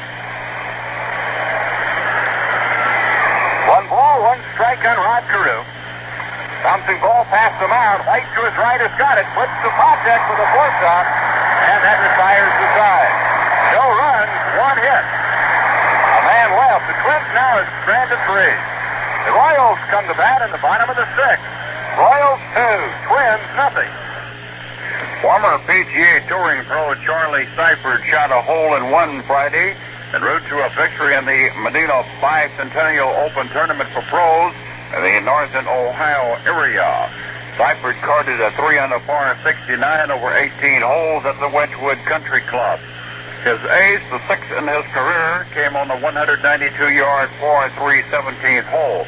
Sifford, one of the first black golfing pros, used a 6-iron, and the ball went into the cup on the fly. He won the use of a new car for 1 year for the ace. It was the first time a hole-in-one had been recorded in the tournament. Sifford, at 53 years of age, is a pro at the Sleepy Hollow Country Club in Beckersville. He had been on the Pro Tour for 18 years and occasionally played in PGA events. Well, with the score, the Kansas City Royals leading the Minnesota Twins 2-0. Let's go back to Royal Stadium in Kansas City for the bottom half of the 6th inning. Royals 2, Minnesota nothing. Bottom of the 6th. Royals 2 runs, 6 hits, no errors. Minnesota, no runs, 4 hits, and no errors. It'll be George Brett, Al McRae, and John Mayberry. The Royals scoring in the 5th. Singles by Cowan and Freddie Poptek, a couple of force outs. The first run coming across on a wild pitch. And then a triple by Tom Poquette off the glove of Lyman Bostock to score Frank White. The pitch to George Brett is high, ball 1. George, an infield single in the first. He doubled down the left field line in the 4th. Outside, ball 2, 2-0. Bottom of the 6th. Dave Goltz rocks and deals. Way outside, ball 3. So Dave, who hasn't walked anybody, but he's hit a batter, in danger of walking the Royals' leadoff man. 3 times the Royals have placed their leadoff men aboard. George takes ball 4.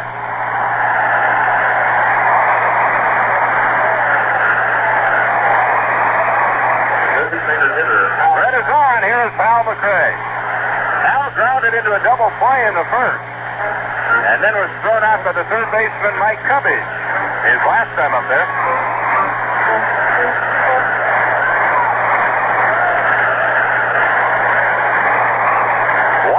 Nobody out. 2-0 Royals in the bottom of the 6th. There goes Brett. The pitch to McRae is fouled back and out of play. Al trying to plug the gap between the first baseman Rod Carew and the second baseman Bobby Randall. Randall was going over to cover second base, so you can imagine with Carew tied up with the runner and Randall breaking for the bag how much room there was between the two for Hal McRae. But Hal fouled it off in the count 0-1.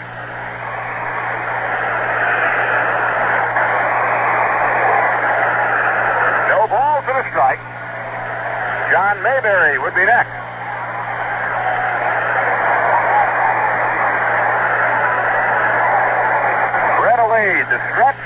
not running. McRae hits a looper towards short center. Out goes Bob Randall, the second baseman, to tuck it away.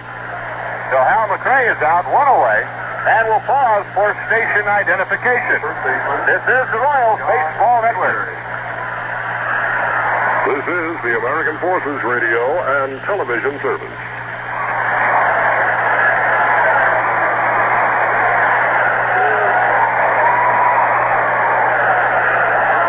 Denny Matthews and Fred White at Royal Stadium.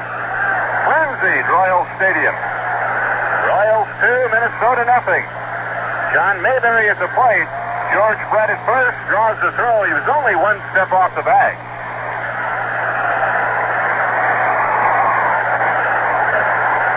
Banners being carried to and fro throughout the ballpark, each in its own way drawing a cheer.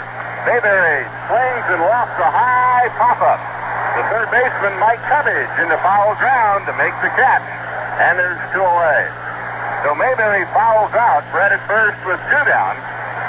And the batter, Al Collins. Al a single in the 5th. He ignited that 2-run 5th inning. His first time up, he hit a comebacker to the mound. Tom Paciorek has homered for Atlanta, his 4th. Atlanta playing in Cincinnati where the Reds lead 3-2. They are in the 7th inning.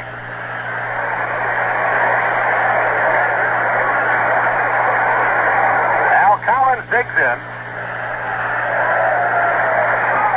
Brett has 21 stolen bases. Dave Golds to the belt. There goes Brett. They pitch out. The shortstop covering second, and the throw is there to get him. So the Twins guessing right. Leininger, the catcher, pitching out. And his throw to Smalley was in time to get Brett and end the inning. So for the Royals, no runs, no hits, the leadoff walk, and nobody left. At the end of 6 innings of play, Royals 2, Minnesota nothing. Johnny Pesky will be the only coach to return with the Boston Red Sox next season, that according to manager Don Zimmer. Pitching coach Stan Williams, bullpen coach Don Bryant, and scout coach Eddie Poplawski were dumped Friday from the the coaching staff after meeting with Zimmer prior to Boston's night game with the Baltimore Orioles. New coaches will be named before or during the World Series. Zimmer said the move is not like a firing. We were all brought here by another manager. It's just the case of bringing in the people we want. It's the cruel part of managing. Pesky, the first base coach to pass 2 seasons, managed the Red Sox in 1963 and part of 1964. He rejoined the coaching staff on the urging of the club's upper. Franchise in Seattle next season. Well, let's get back to Kansas City. We go to the 7th. The Royals lead 2-0. Lots of Bostock set the lead off. You're going to send. Okay, thank you, Denny. Bostock, a left-handed batter, steps in. Into a double play, battled out to the shortstop. Takes a strike from Doug Bird. The Royals about hit the Flynn 6-4 lead 2-0. The Royals put 2 on the board in the 5th. Bird ready, and the pitch. Whipped at Mayberry, and he's got it backhanded. 1 out. Now it's Bostock line to the first baseman. 1 out, nobody on. Bostock, it is 9:03 at Royal Stadium. It is 19 to 9:04. 7:04 and open. The A's are on the field. And undoubtedly, the Royals 2 is on the scoreboard and open. And the A's know what is happening. On the board in the 5th. 5 years running, the champion of the American League West. First pitch in now to Whitwaniger. The ball 1. They know that Lane's going to enter the arm. Doug Bird making it 12-0, delivering to Butch Whittier. Right knee to the outside corner. It's even at 1-1. Gary Matthews is over to the Giants in the 6th. The man on his 20th. Now the Giants 4, Houston 1. First, the 1-1 pitch. Wanger takes inside, breaking pitch, 2 balls and a strike.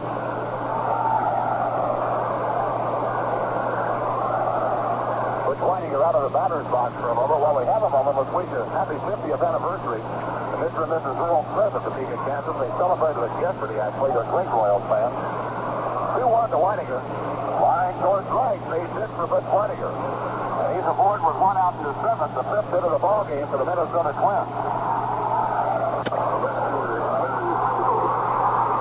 Arabella Moore from Cottonwood Falls, Kansas, celebrating her 90th birthday today.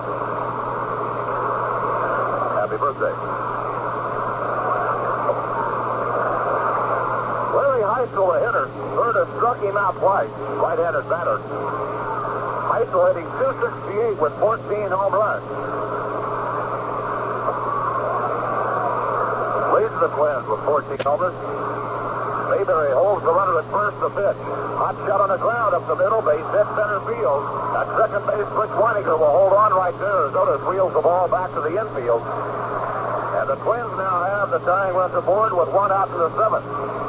And the hitter, Dan Ford, and you have to worry about Dan Ford's power right here.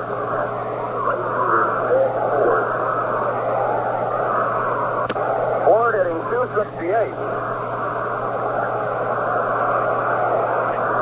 With 20 home runs, 86 runs batted in.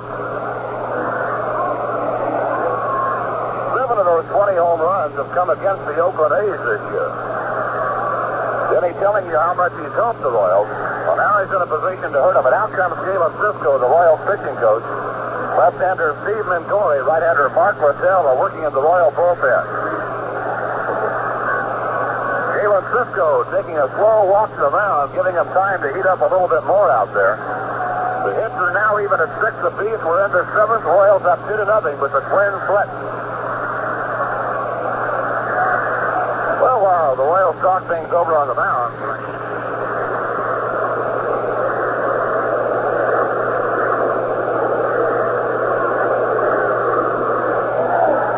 Doug Bird needing to hit a spot now. Galen Cisco headed back to the dugout. And Dan Ford is ready to hit. He has fly deep to center. He has doubled. He has hit the ball hard twice off Bird. Weininger at second and Heisel at first. And Doug Bird set to go, reading signs from John Watson. The Royals play Ford deep into full. Stretch in the pitch. Oh, ball 1. Dan Ford, a man who could change the whole complexion of this ball game with one swing of the bat. He represents the lead rush.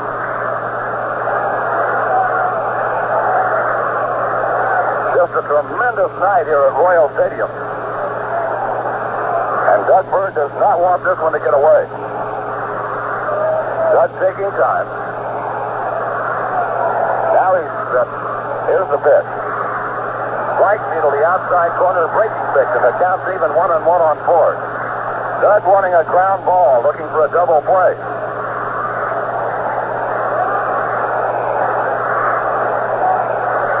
Bird with 4 strikeouts has walked no one. Stretch, 1-1 pitch. Down into the dirt block nicely by John Watson. It's 2 balls and a strike. Ford has the Twins' only extra base hit. 5 singles and 4 doubles for the Minnesota Twins tonight. Ford digs in waiting, and Doug Bird ready. Here's the 2-1 pitch. Strike 2, ball, and the count's evened out.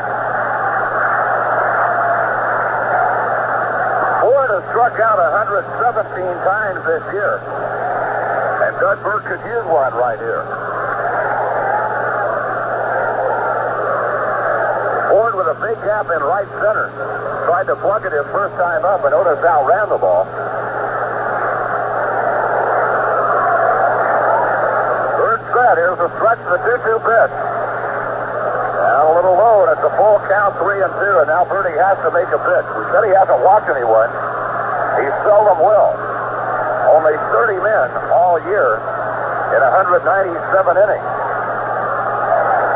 So the odds are that Dan Ford is going to get a pitch he'll have to swing at. 30 reading sign. The pitch. 4 and the bases are loaded. That moves the tying run to scoring position with 1 out. The lead run is first. And Mike Covey headed for the plate. He has grounded out twice.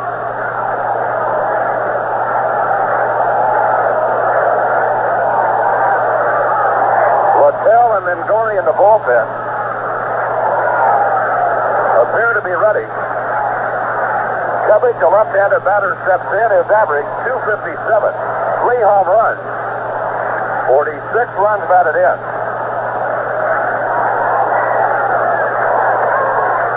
And now Bird with a man, he has to get him to 7. Left-handed batter waiting. Bases loaded, 1 out to stretch. The pitch. Just missed the ball. Ball 1. And Doug Bird a little unhappy. Kind of flaps at the ball as it comes back. Royals have turned over a double play in this ball game. They need one here. Covey just hit 2 ground balls. They need another one. The stretch by Doug Bird, the 1-0 pitch. It's a strike, and the count even 1-1. The outfield straight away and not deep.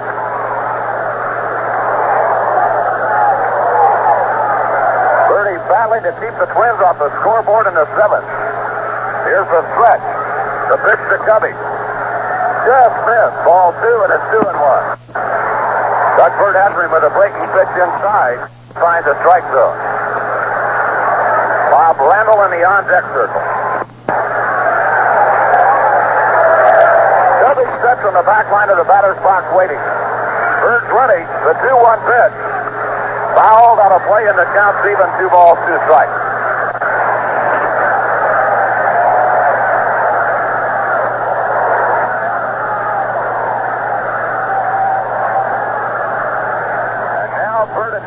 Battle. Bird does not want to go to 3-2 on him. He's ready. Here comes the pitch. Covey swings as a line drive towards right center field. It's a base hit, and the ball game's the lead side. And headed for third base, and it looks like he's going to score is Dan Ford. He's around third, headed for the plate to throw. He is safe. And the Twins lead 3-2. Covey shoveled to the gap in right center field. Clears the bases of Minnesota Twins. Weininger scored. Heisel scored. Dan Ford scored. And with 1 bolt, the Twins have taken the lead in the 7th. And here's Bob Randall with a runner at second. And 1 out.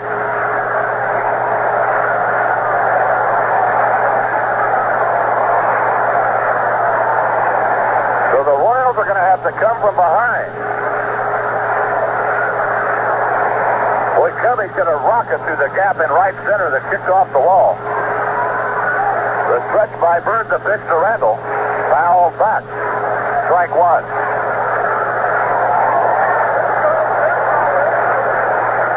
It started with 1 man out. Singles by Weininger and Heisel. A walk to Ford. And then Covey just ripped it. Comes the pitch to Bob Randall again. Ground ball at Brett. He checks the runner at second base. Fires to first. In time, there are 2 men out. Randall out third to first. Covey holds at second. And here comes Steve Braun. Out comes Whitey Herzog. That might be it for Doug Bird. Looks like left-hander Steve Mingori will be the new Royal pitcher, and here's the situation.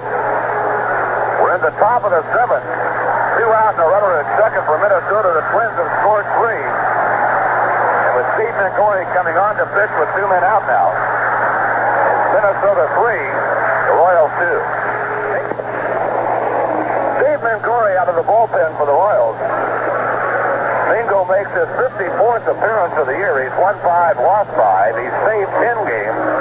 His earned run average 2.35 in 84 innings. Work. So Doug Bird is gone, and Birdie can't possibly be the winner now. He could only be the loser. Unless the Royals can come back to win it and get him off the hook, or at least tie it. Mingori will face left-handed hitting Steve Braun. Mike Covey chance for the Twins at the moment at second base. His 3-run triple has given the Twins the lead here. So Braun steps in 0 for 3. And then Gory ready to go to work.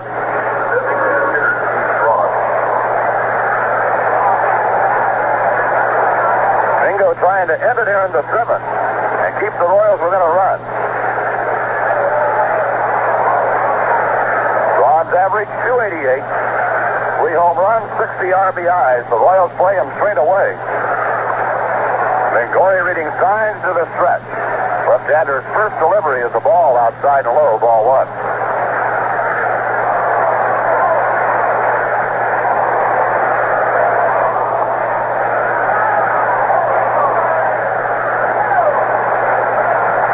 Then Gory set again.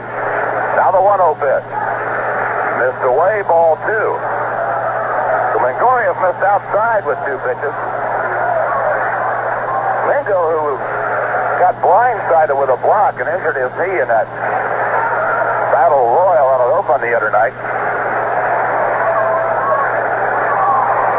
Mingo, glove on his knee, reads signs from Watson. He said, here comes the 2-0 pitch now. Braun swings and chops it foul toward the Royal dugout. 2 balls and a strike.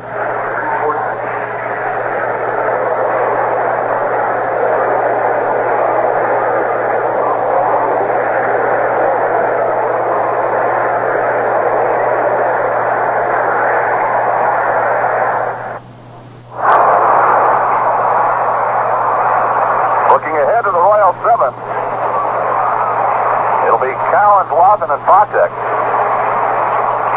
Stretched by Gory the pitch. Chop foul up the first base side. The count's even 2-2.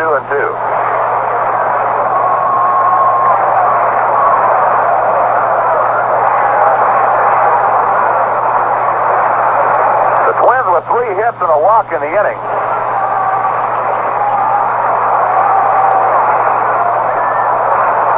Gory going 2-0 on Braun is now back to 2-2.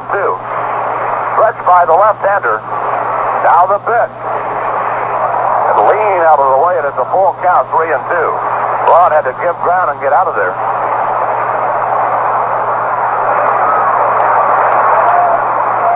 And Gory now at 3-2 with Braun. Here's the stretch.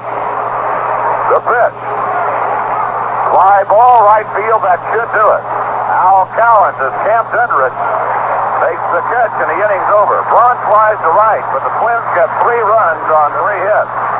No errors, a man left, and we go to the bottom of the 7th. It's now the Twins 3, Royals 2. The bottom of the 7th at Royal Stadium, 3-2 Twins now. And it'll be Al Cowens, John Watson, and Fred Potsek for the Royals.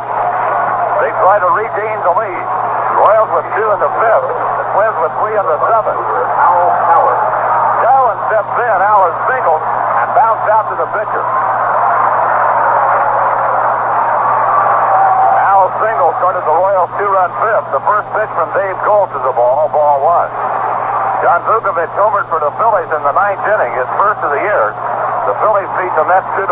Former Royal Gene Garber got the win. Foul tip by Cowens. 1-1.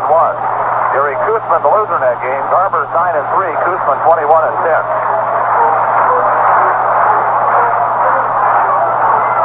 This great crowd in Royal Stadium wanting a 7th-inning rally. Right-hander working in the Twins bullpen. The Royals have 6 hits off Dave Colt. The Twins have 7 hits. They lead 3-2. 1-1 pitch to Cowens. Ground ball tapped out in front of the plate. It's going to be a tough play for Weidinger. Face is out. And the Royals have the tying run aboard in the 7th.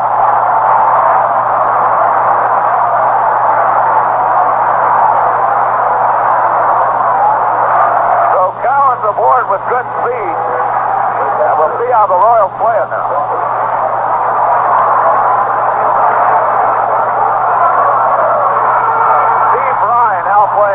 Field for the Minnesota Twins to replace Lyman Bostock.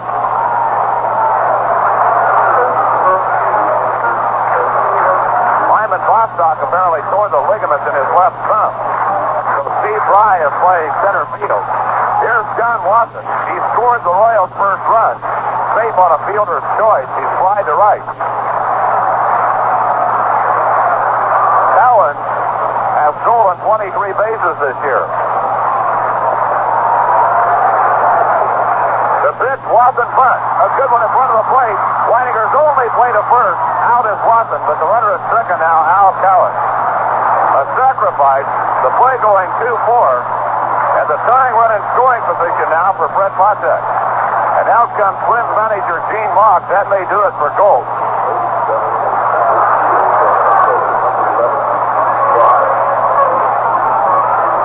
Weininger headed for the mound. The shortstop, Roy Smalley, coming in. Mock is talking to his right-hander, Dave Gold.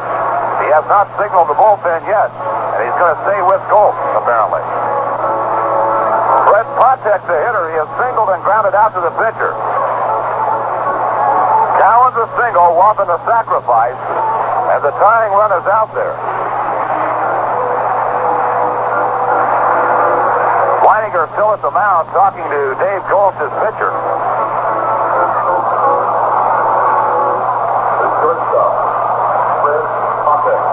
Patek steps in. Gene Mock has decided to stay with Gold. Frank White in the on-deck circle. Royals trying to tie the game, bottom of the seventh. Gold reading signs from Weininger in the stretch. The pitch. Patek takes a strike one. Fred hitting .244 with 43 runs batted in.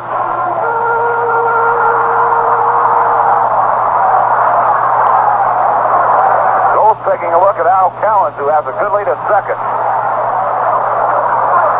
Now he's ready. Here comes the stretch, the pitch to Patek. Fred fluffed a bunt and took a strike. He's in the hole, strike two, and didn't like the call from the plate umpire, Jim McKean.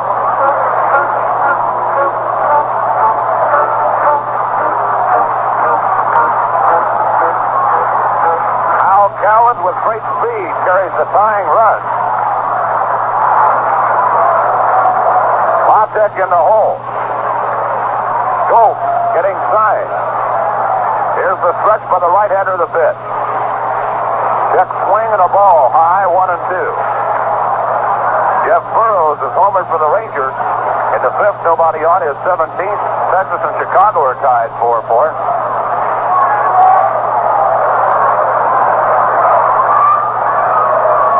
Fred Patek waiting now. Gold walking behind the mound to rub down the baseball while they...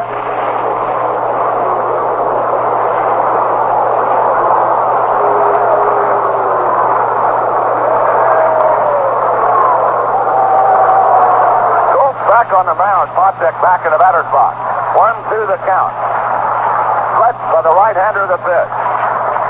Ground ball, chopped foul. Chuck Hiller, the Royals' third base coach, barehanded.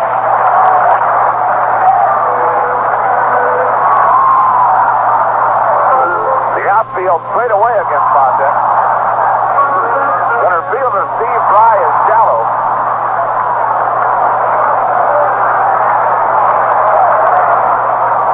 Gold's getting ready again as the sign from Butch Weininger. Here's the stretch. The pitch. Struck him out. There are two men out. Patek down swinging. The first strikeout of the game for Dave Gold. And we're going to have a pinch hitter for Frank White. Out comes Cookie Rojas.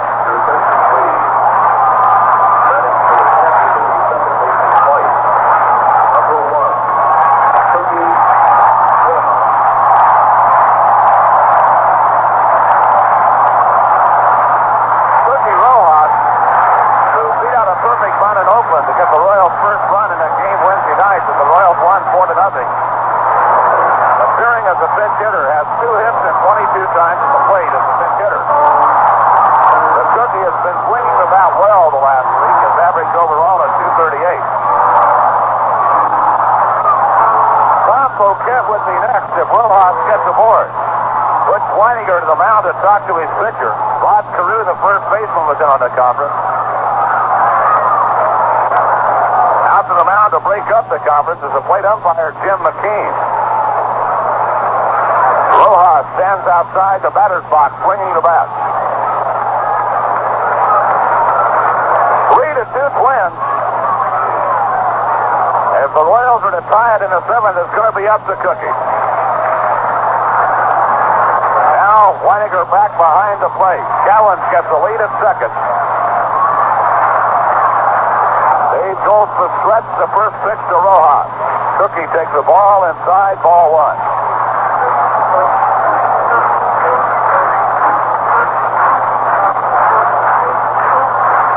Third baseman Mike Chevy deep, fairly near the line. Outfield straight away, not deep. Now Gold trying to clean some dirt out of his spikes out behind the mound.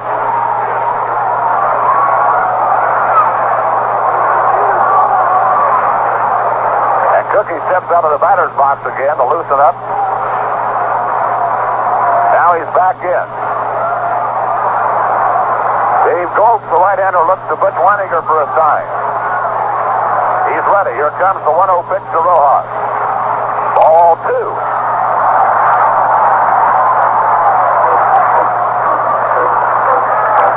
The Royals battling to tie it. Rojas waves the bat around waiting. Here's the stretch. 2-0 pitch. Strike, and it's 2-1. Cookie taking. Boquette kneeling in the on-deck circle. Tom with a single and triple tonight and 3 times at the plate. Now Goltz off the mound again. Looks into the Twins' dugout for a moment. Now comes back on top. And again starts kicking at the dirt around the pitching rubber. Now he's ready. 2-1 on Rojas. Here's the stretch and the pitch. Ground ball hit up the middle, base hit. Now Collins around third. Right shallow. He has a chance to throw. Safe. Here's the throw to second. Rojas is safe.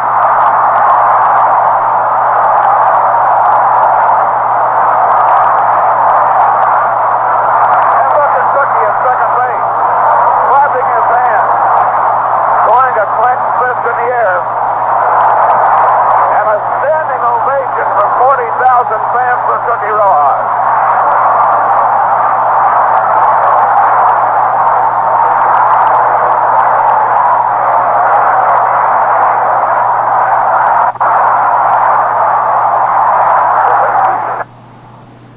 Mike Rojas.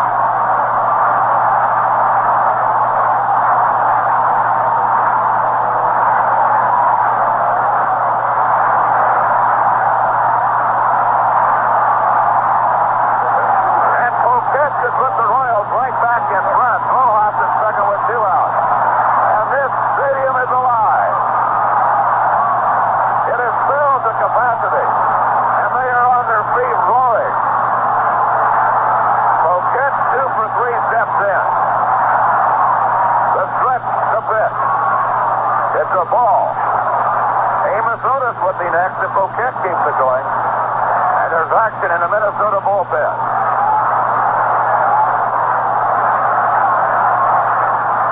Boquette has driven in one of the Royals' 3 runs. Now Goltz, not satisfied with a sign, breaks contact. Rojas drilled a ground ball right back up the middle to tie the game. And the Royals have come roaring right back. Now Goltz is ready. The 1-0 pitch to Boquette. Inside, wild pitch. Rojas headed for third. Is going to hold on right there.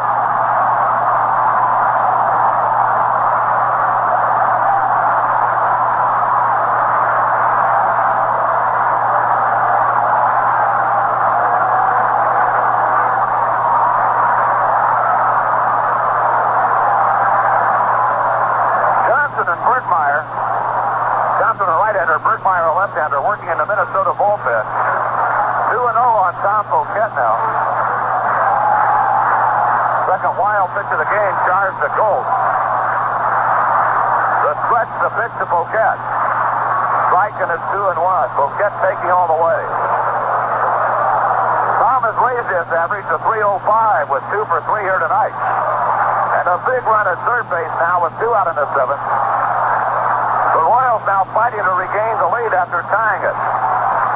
Goltz looks to Weiniger. right-hander to the stretch. 2-1 to Poquette. Ball high and it's 3-1.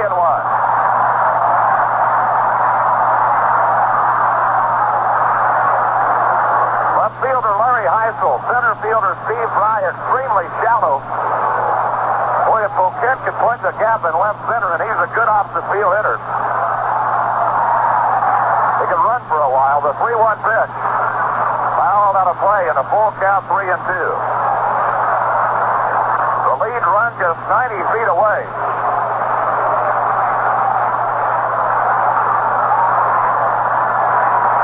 Poquette trying to get him home and bring Otis to the plate in the 7th.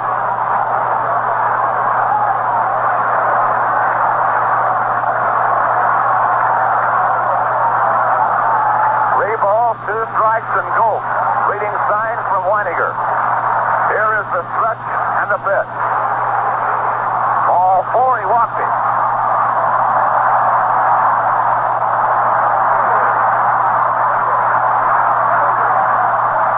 Here comes Otis. The second walk issued by Poquette. And out comes Gene Locke. That's going to do it for Dave Gold. He wants Johnson, the right-hander, to pitch to Amos Otis. So Dave Gold gave it a battle.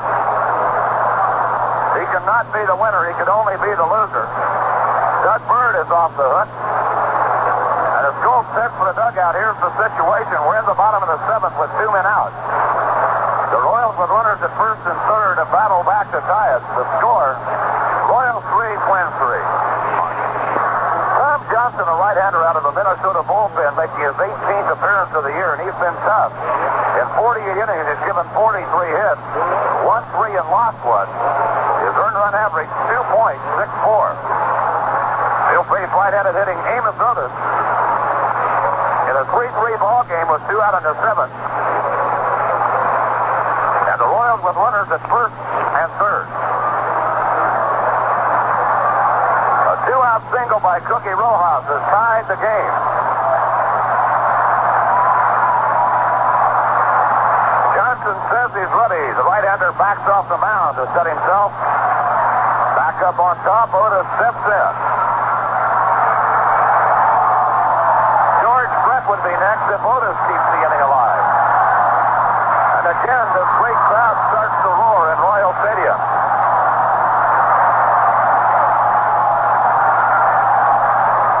Johnson to the stretch. The first pitch to Otis. Outside, ball 1.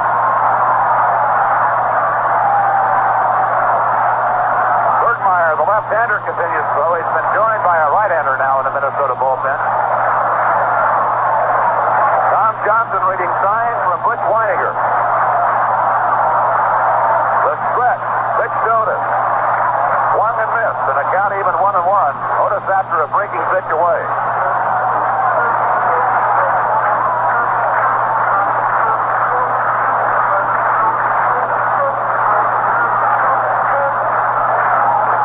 Out of the batter's box for a moment. Rojas at third, Poquette at first.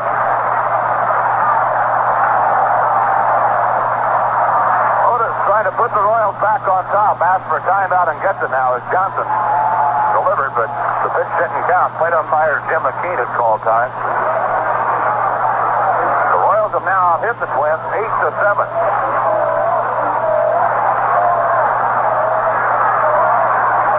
Johnson again ready. Here comes the 1-1 pitch to Otis. Outside a low, ball 2. And it's 2-1.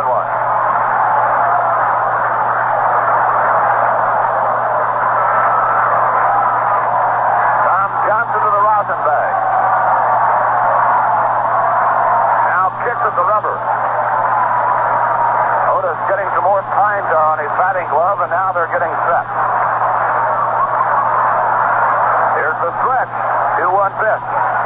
Swing and a miss, and the count's even. 2 balls, 2 strikes.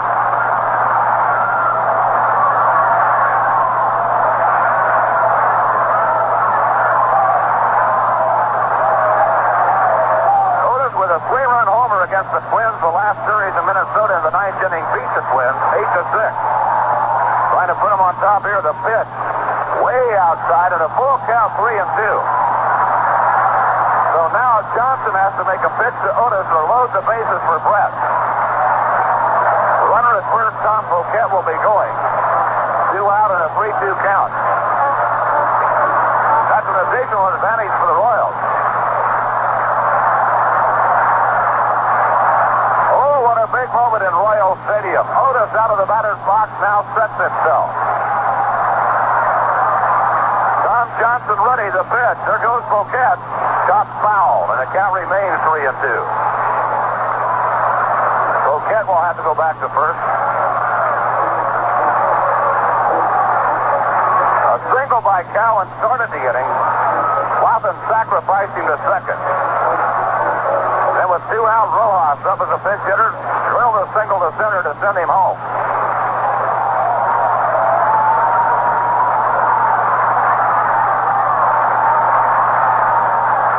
Otis again taking some time getting back in the batter's box. Now Amos says he's ready. Tom Johnson into the stretch, the 3-2 pitch. Strike 3 called and the inning over. A breaking pitch got him looking. And the inning's over, but the Royals have tied it. 1 run on 2 hits. No errors and 2 men left, and we'll go to the 8th. The Royals 3, Twins 3.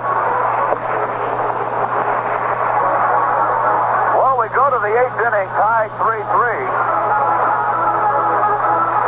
The ball game now belongs to Steve Mengori and Tom Johnson, 2 relief pitchers.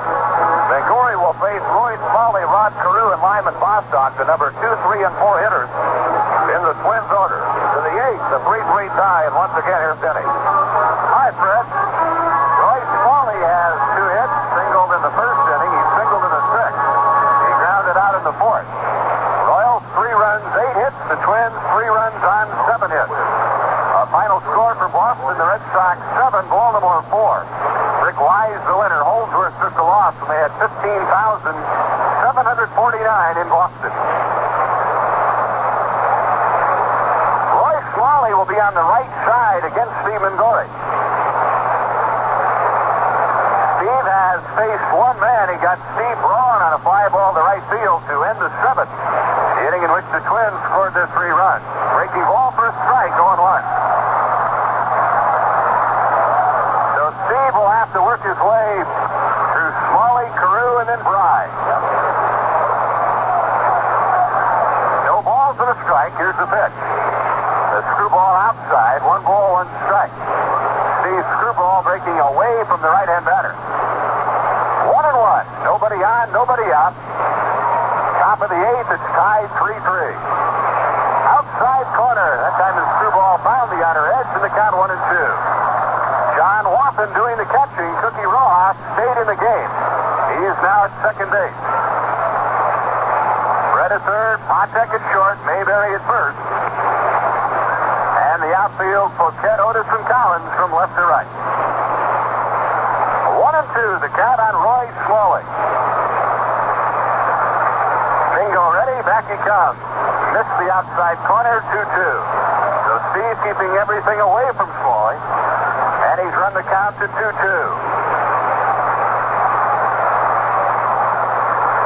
Sign given. Here's the pitch.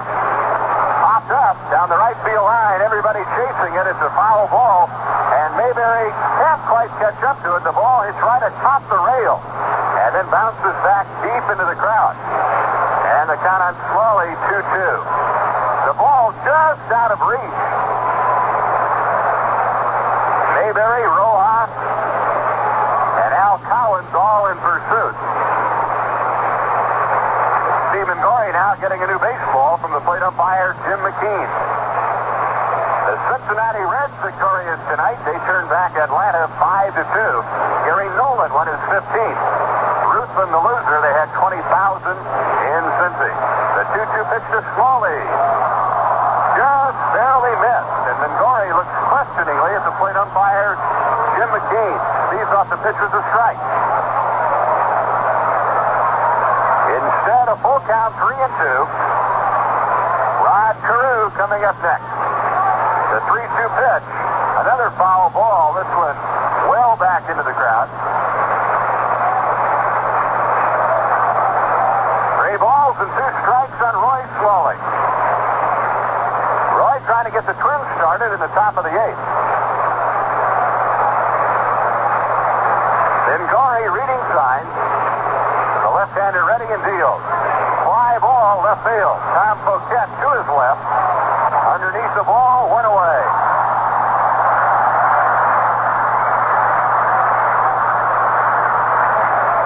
Roy Smalley retired on a fly ball to left field. And there's Rod Carew. A single in the first. He rolled out to Mayberry in the 4th. Bounced into a force out to end the 6th.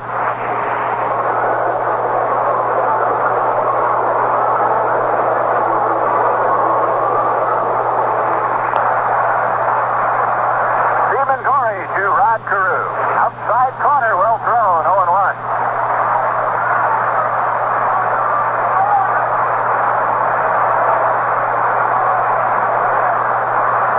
No balls, one strike on the Minnesota first baseman.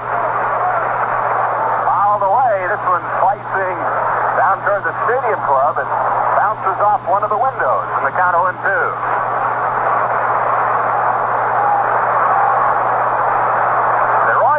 Shading Carew to left field. 0-2. Sign given. Bingo ready and deal. Breaking ball whacked into center. Base hit. So Rod Carew is aboard. The Twins have one on with one out. And Steve Bry coming up. Steve Bry hitting .256. 22 RBIs and 2 home runs. Rod Carew with 48 stolen bases. Stephen Ngori has an excellent move to first base. And he'll keep Rod Carew as close to the bag as he can. He comes to the plate, and Bry hits it into right field and down the line for a hit. Collins over to get it. Bry's on his way to second base. Collins throw. Safe at second base. Cookie running the ball back to the infield as Rod Carew sitting around second going into third base. So Bry doubles down the right field line. Runners at second and third, one away, and Butch Weiniger coming up. Mark Littell and Tom Hall throwing in the bullpen. Weiniger is the switch hitter. There is one out and first base is open. So the Royals talk it over at the mound. Rojas, Waffen, and Ngori.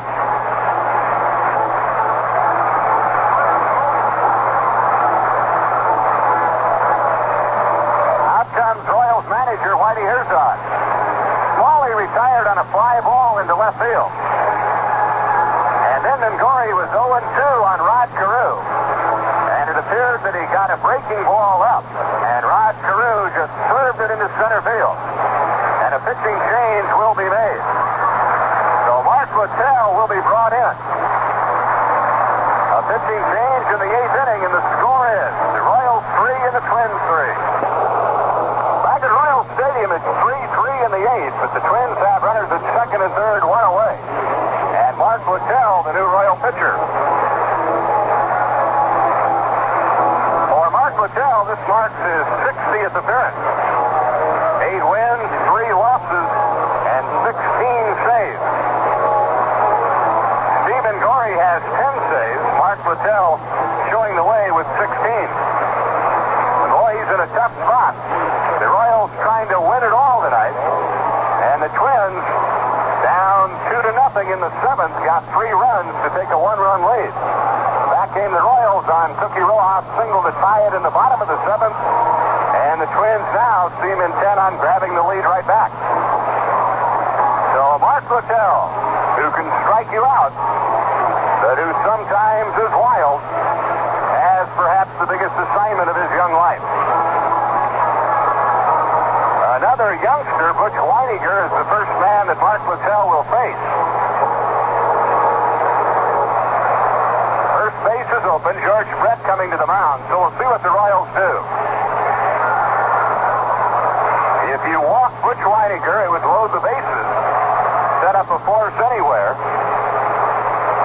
and the Royals then could gamble on an inning-ending double play. And that's what they're going to do. They're going to walk Weiniger. On the other side of the coin, this puts more pressure on the pitcher, Mark Littell. With the bases loaded in a 3-3 game, there is no margin for error. So you are forcing Mark Littell to throw strikes. Larry Heisel would be coming up. Larry, an outfielder with power who will strike out. So really, it's your classic matchup, strikeout pitcher against power hitter who will strike out. And there's ball 4 to Leininger, and here comes Heisel.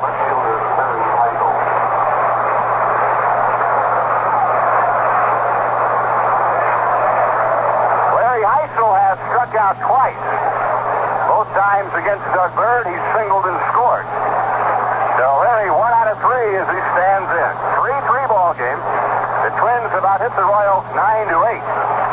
With 1 out here in the inning, Carew singled, Fry double. And now the bases are loaded, 1 away. The Royals infield a double play depth.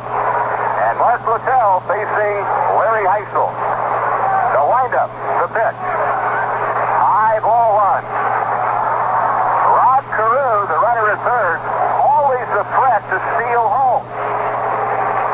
15 times in his career, Rod Carew has stolen home. And Cookie Rojas coming to the mound.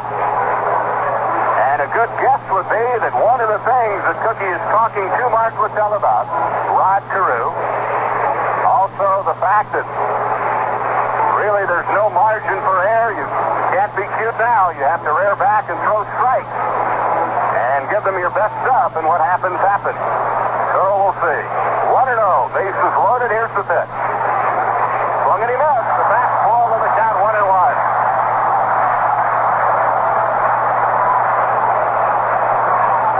Mark with that outstanding fastball, his velocity is as good as anybody's on the Royal staff. He also has that quick, sharp breaking slider. Inside, Watson going to his knees, and I don't know if John was crossed up or not. But immediately after corralling that pitch inside, Watson made a beeline to the mound, and he stands in front of the mound. His right hand on Mark Littell's shoulder, and they talk it over. 2 balls and a strike, so a very, very big pitch coming up. Bases loaded. Top of the 8th, it's tied 3-3. The crowd quiet. The crowd tense. Carew inching down the line. The 2-1 pitch. Slider fouled away in the count 2-2.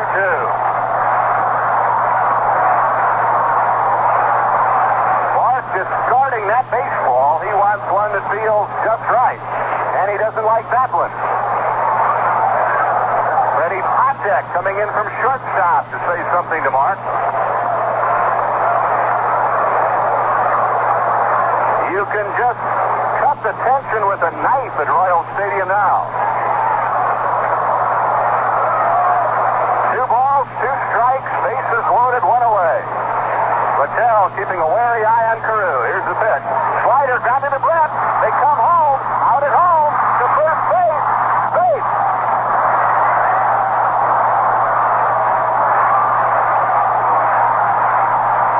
George Brett to John Watson for the 4th out on Rod Carew. So now they're 2 down. And here's Dan Ford.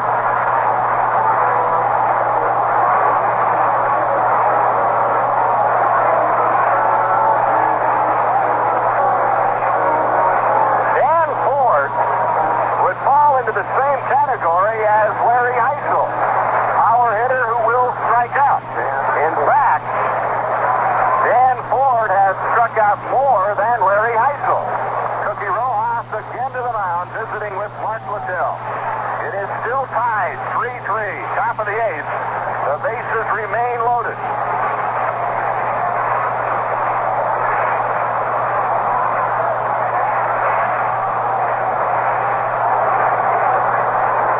Dan Ford, right-hand batter, digs in. Mark Littell reading signs. The right-hand... Dan Ford would fall into the same category as Larry Heisel. Power hitter who will strike out. In fact, Dan Ford has struck out more than Larry Heisel. Cookie Rojas again to the mound, visiting with Mark Littell. It is still tied, 3-3, top of the eighth. The bases remain loaded.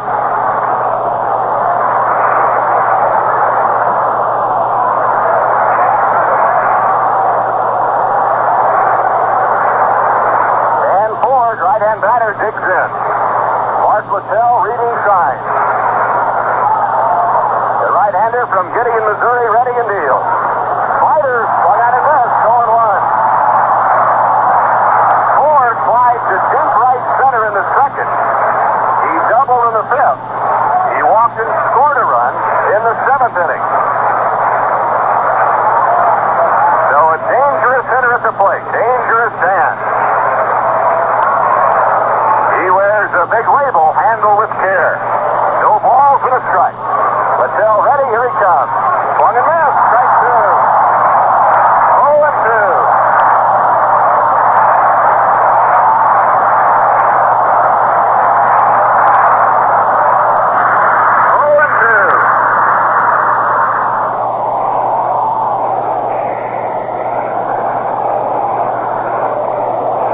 Littell back to the mound. Mark thinking over his 0-2 pitch. And now climbs the hill.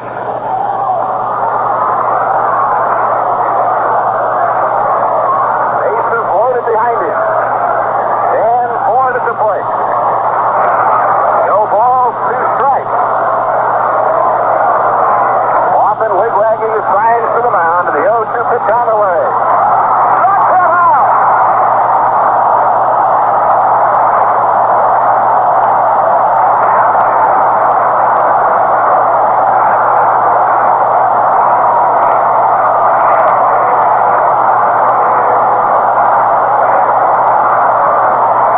Mark Littell coming on to first walk Leininger intentionally, and with the bases loaded and no margin for error. Heisel grounding into the fourth out, and Dan Ford out on strike. No runs, 2 hits, 3 left. And we go to the bottom of the eighth, tied 3-3. Coming up in the bottom of the eighth, the game tied 3-3. Tom Johnson facing Brett McRae Mayberry, and it's ready to get on Al Collins. Brett has single, doubled, and walked.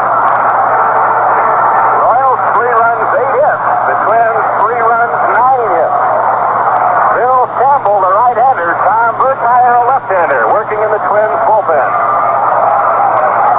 Tom Johnson pitches to Brett.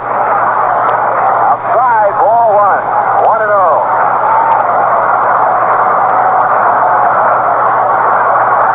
The magic number is 1. A change-up off the curveball for a strike, and the count 1-1. The Royals trying to win a division title in only their 8th year of competition in the American League. The 1-1 pitch. Line past the pitcher, makes this center field. Brett singles to open the bottom of the eighth. And the winning run at first, nobody out.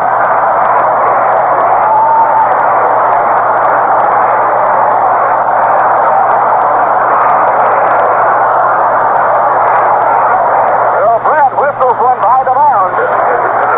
Here's Al McRae. Al meant for 3. He's grounded into a double play, bounced to the third baseman, and popped out to the second baseman.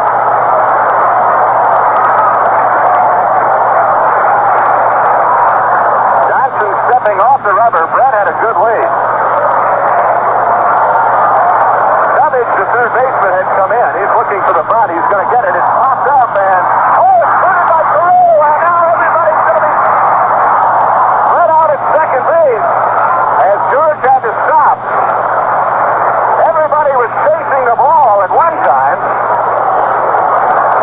and finally the Twins found a handle and were able to get the force out at second base. So Rod Carew had the ball go by his right foot, and then everybody started chasing it. And finally the Twins scrambling, and they got the force out at second. Brett, of course, had to hold up. He thought that Rod Carew was going to catch the ball. So when it fell, there was still time to pick up the ball and get the force at second. So what a way it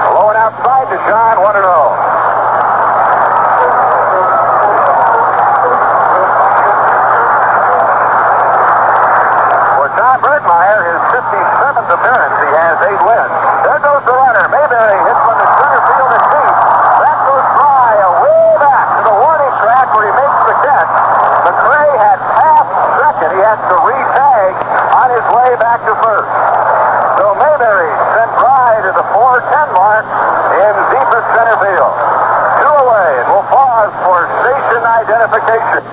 This is the American Forces Radio and Television Service.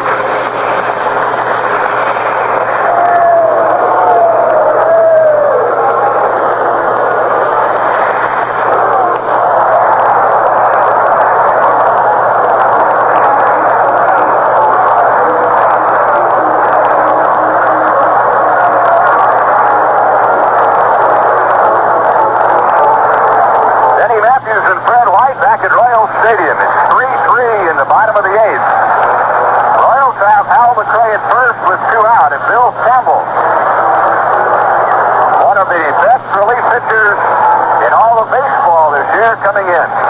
Campbell has 16 wins, 19 saves. He has yielded 144 hits in 165 innings. But you might remember a ball game in Minnesota a few weeks ago. Campbell starting the 9th inning and the Twins leading by 2. And Amos Otis hit a 3-run home run.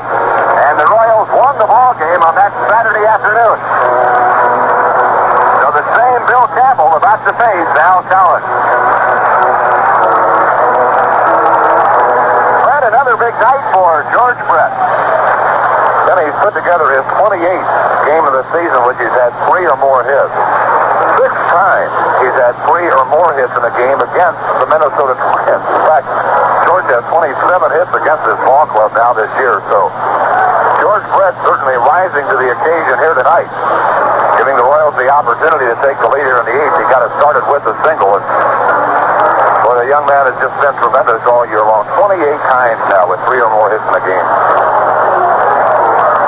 So George with 3 hits tonight now has 212 hits.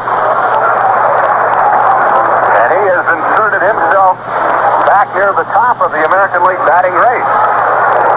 Hal McRae went in as the American League leader, but Hal is none for 4. George Brett is 3 out of 3. Lyman Bostock, none for 3, and the season is over for Bostock. He will be sent back to Minnesota as he tore ligaments in his thumb trying to catch the ball hit by Tommy Boquette in the 5th inning. Rod Carew, 2 out of 4, so he certainly has kept his name in the hat. Bill Campbell set to face Al Cowan. Al has 2 hits tonight, an infield hit in the 7th. He came around to score. He singled in the 5th. Retired his first time up on a comebacker to the mound. Slow breaking ball for a strike, 0-1. So Campbell quickly establishes the advantage. No balls, 1 strike. Al McRae at first, 2 out. Brett opened the inning with a single to center. McRae a good lead. Too big to suit Campbell. He steps back off the rubber. Al with 21 stolen bases. But only 1 since the All-Star game because of the bad leg. He draws the throw in his back.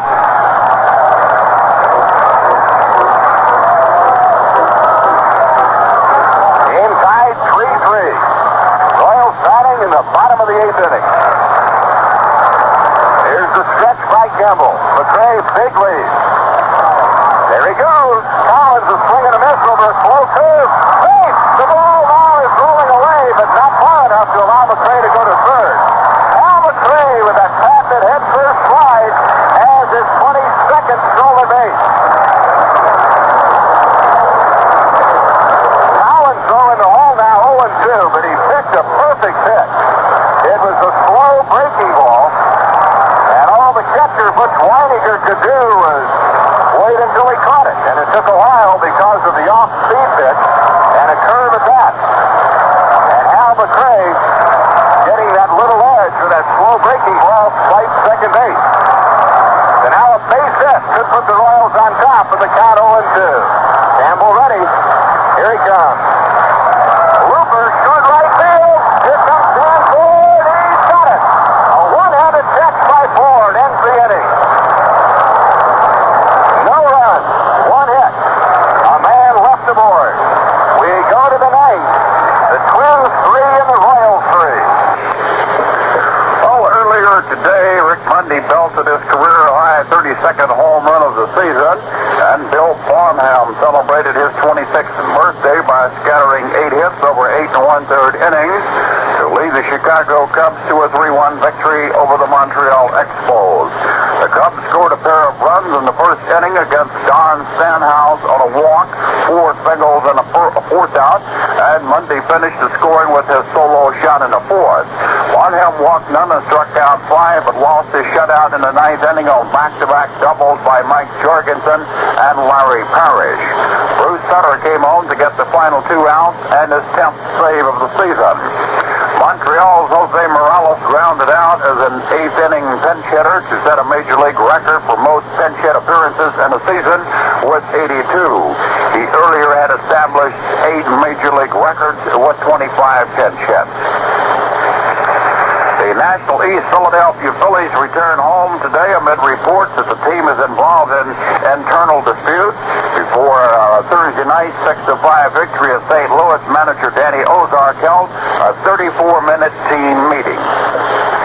Ninth inning, it's tied 3-3.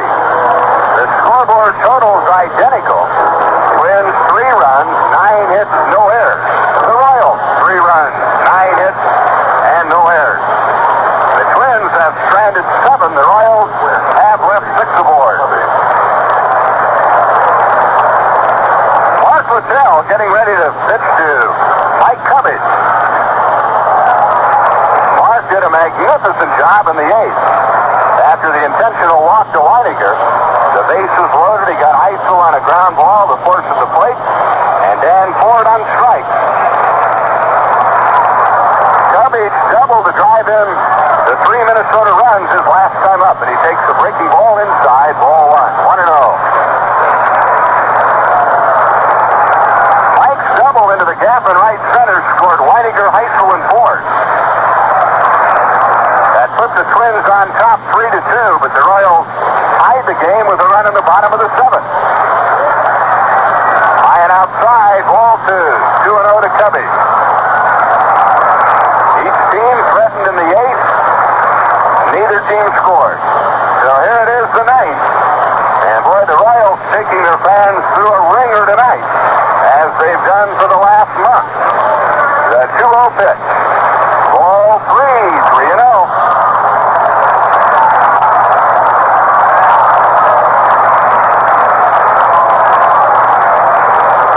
So Mark in danger of putting Cummings aboard. Back he comes 3-0, and it's way low and inside, ball 4. So Cummings is on, and John Watson out to the mound. Bob Randall coming up. Bob can handle the bat. He's a pretty good batter.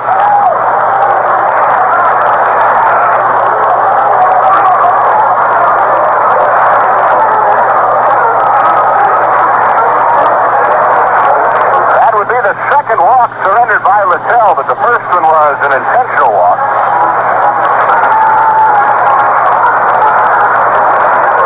Bob Randall at the plate. Fred and Watson both going to the mound to talk to Mark Littell.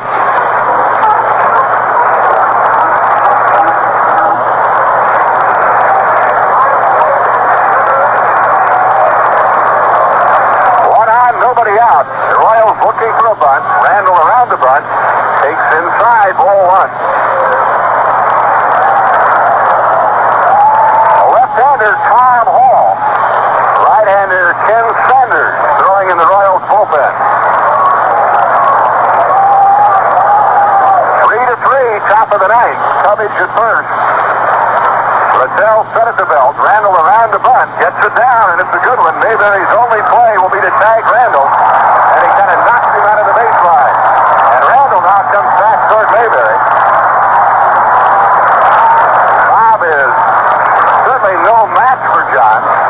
Bob was upended by George Brett as Al McRae grounded into a double play in the first. So it has been a very physical game for Bob Randall. A sacrifice, 3 unassisted. And now Steve Braun up there. Steve is 0 for 4. The go-ahead run in scoring position with just 1 out. And Braun and Smalley coming up. Mark Littell at the belt. The pitch to Braun, outside corner, strike 1.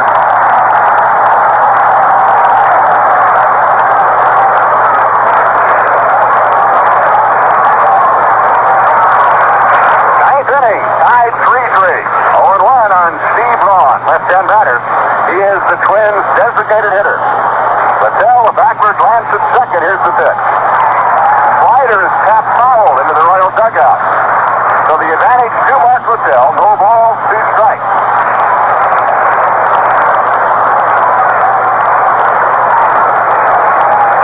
Braun is a good contact hitter. He has batted over 400 times officially. Steve has only struck out 42. So he'll make contact. Contact trying to bird dog Cummings, the runner at second. Now Freddie backing off as Littell pitches. Blowing outside. 1 ball, 2 strikes to Braun. Steve has driven in 60 runs.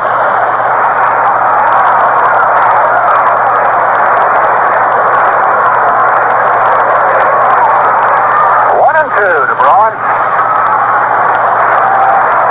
Sign given by John Watson.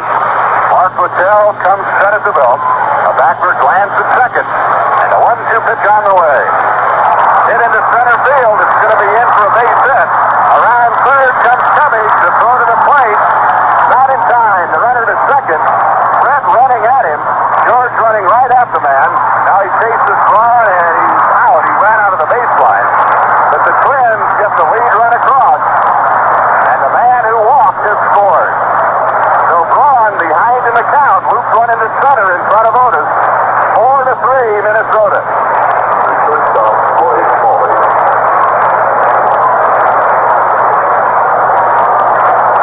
Two out, bases empty. The batter Roy Smalley. He is singled twice, flied to left, grounded to first. So that's what the base on balls to the number 8 hitter meant. A 4-3 Minnesota lead in the ninth. Smalley takes the strike, 0-1.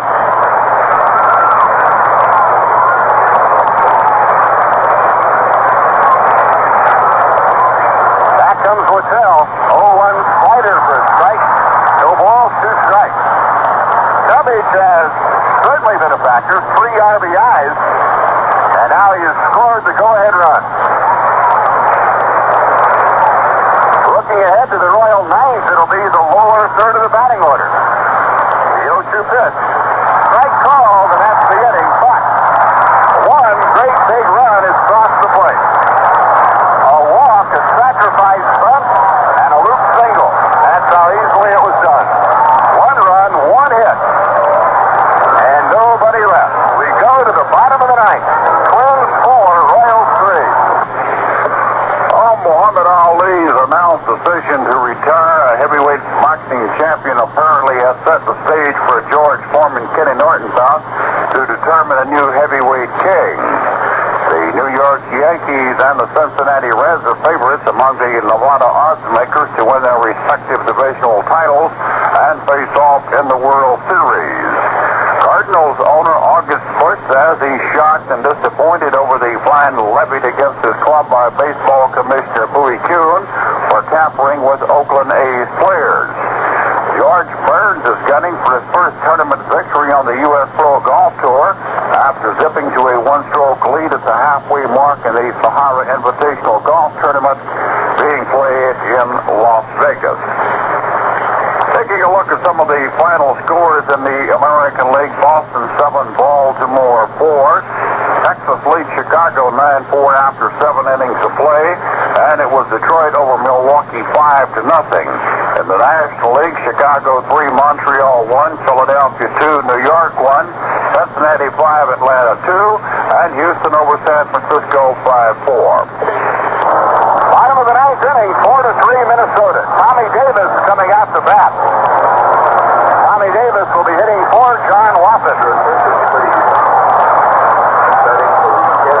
Tommy Davis hitting .262 for the year. 3 home runs, 26 RBIs. Fred Posek scheduled to follow Tommy Davis, and then Cookie Rojas. 4-3. Minnesota on top, and Bill Campbell, the Twins' best relief pitcher on the mound. The right-hander ready and deals. Breaking ball swung out and missed, 0-1. That was an off-speed breaking pitch. Campbell throws, well, about every pitch in the book, actually. Fastball,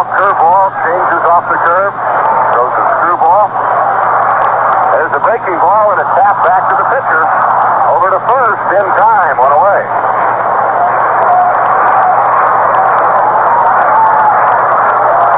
Freddie Potek being called back, and here comes Jamie Quirk.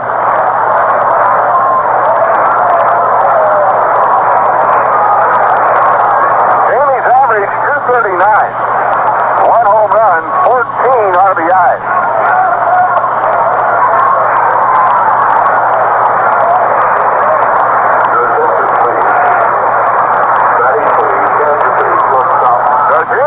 Out to bat for Fred Potek.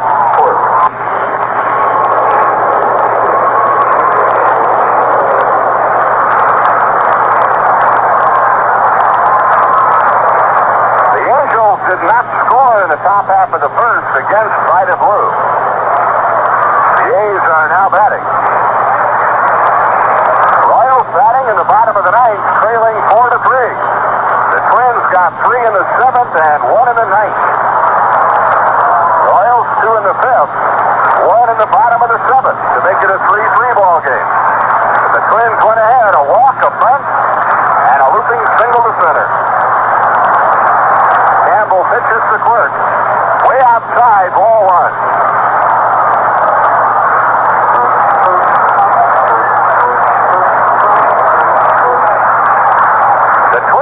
Playing Jamie Quirk to pull the ball. He swings and misses in the count 1-1.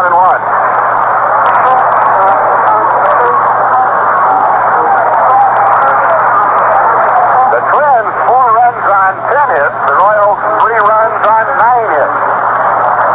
1 ball, 1 strike. Bases empty, 1 out. Campbell to Quirk. Change is grounded to the second baseman Randall. He's got it. Over to first, and there's 2 down.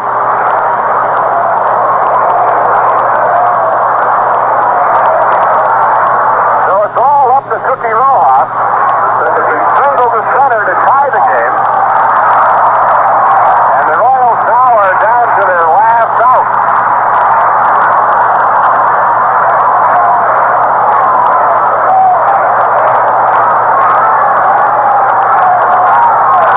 Bill Campbell unleashes the pitch. Slow, big sweeping curve outside, ball 1. 1-0.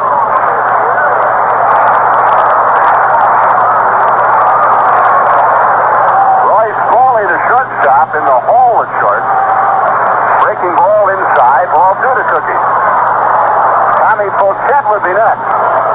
4-3 Twins, bottom of the 9th. The Twins trying to delay the Royals celebration. Long shot, base hit left field. So the Royals are still alive. Rojas at first, 2 down. And here comes Willie Wilson to run for Rojas.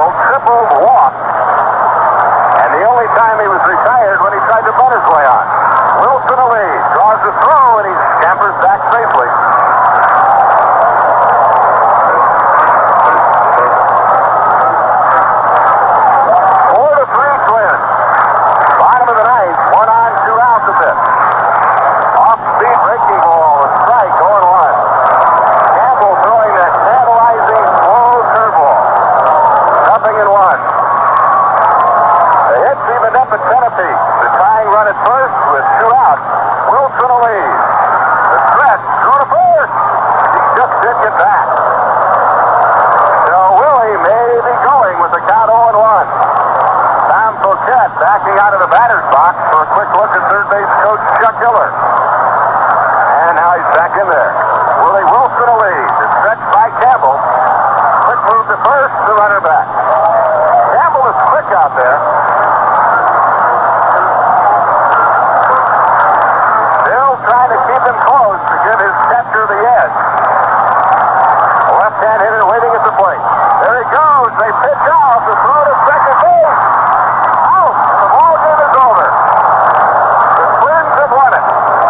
They guessed right. They pitched out with a count 0-1. And Willie Wilson trying to steal is cut down. So the Twins win it 4-3. And we'll be back right after this. Well, it appears as though the KC Royals are going to have to wait to see the outcome of the game between the California Angels and the Oakland A's because they have again failed to clinch the Western Division title. The Washington Diplomats have a new general manager, John Carpray, who was formerly with the San Jose Earthquakes. Diplomats President Steve Danzansky said employing the 37-year-old Carpray is the, quote, first step toward making the Diplomats a first-class major league operation. More than 15 applicants were interviewed for the job, which came open last month when Keith Dysart resigned. Before joining the San Jose soccer team 2 years ago, Carpray was an executive with the Milwaukee Brewers.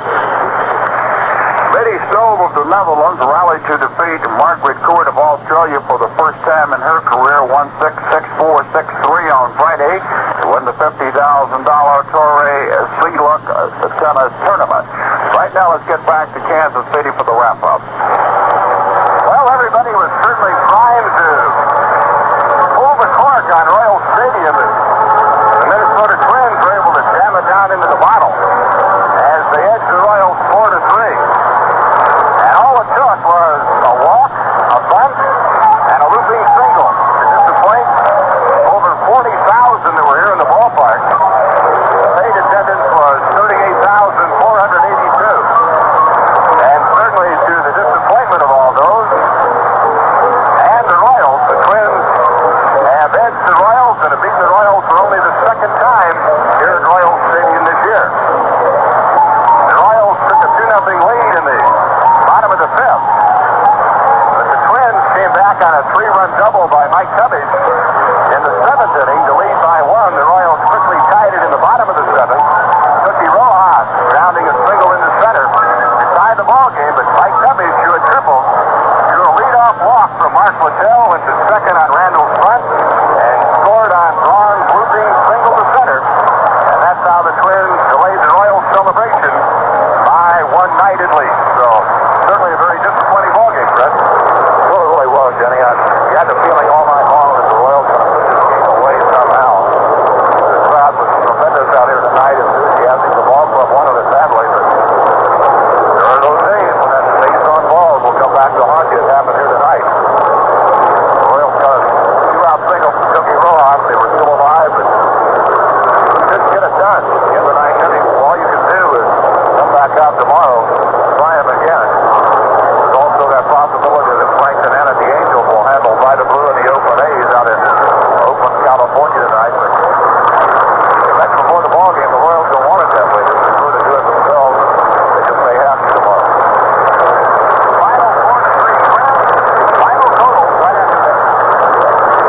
Well, Terry Metcalf says he made a mistake by refusing to run back kickoffs and punts for the St. Louis Cardinals, and he will resume his role as the team's do everything back to Sunday against the New York Giants. Metcalf, who said before the season began he would not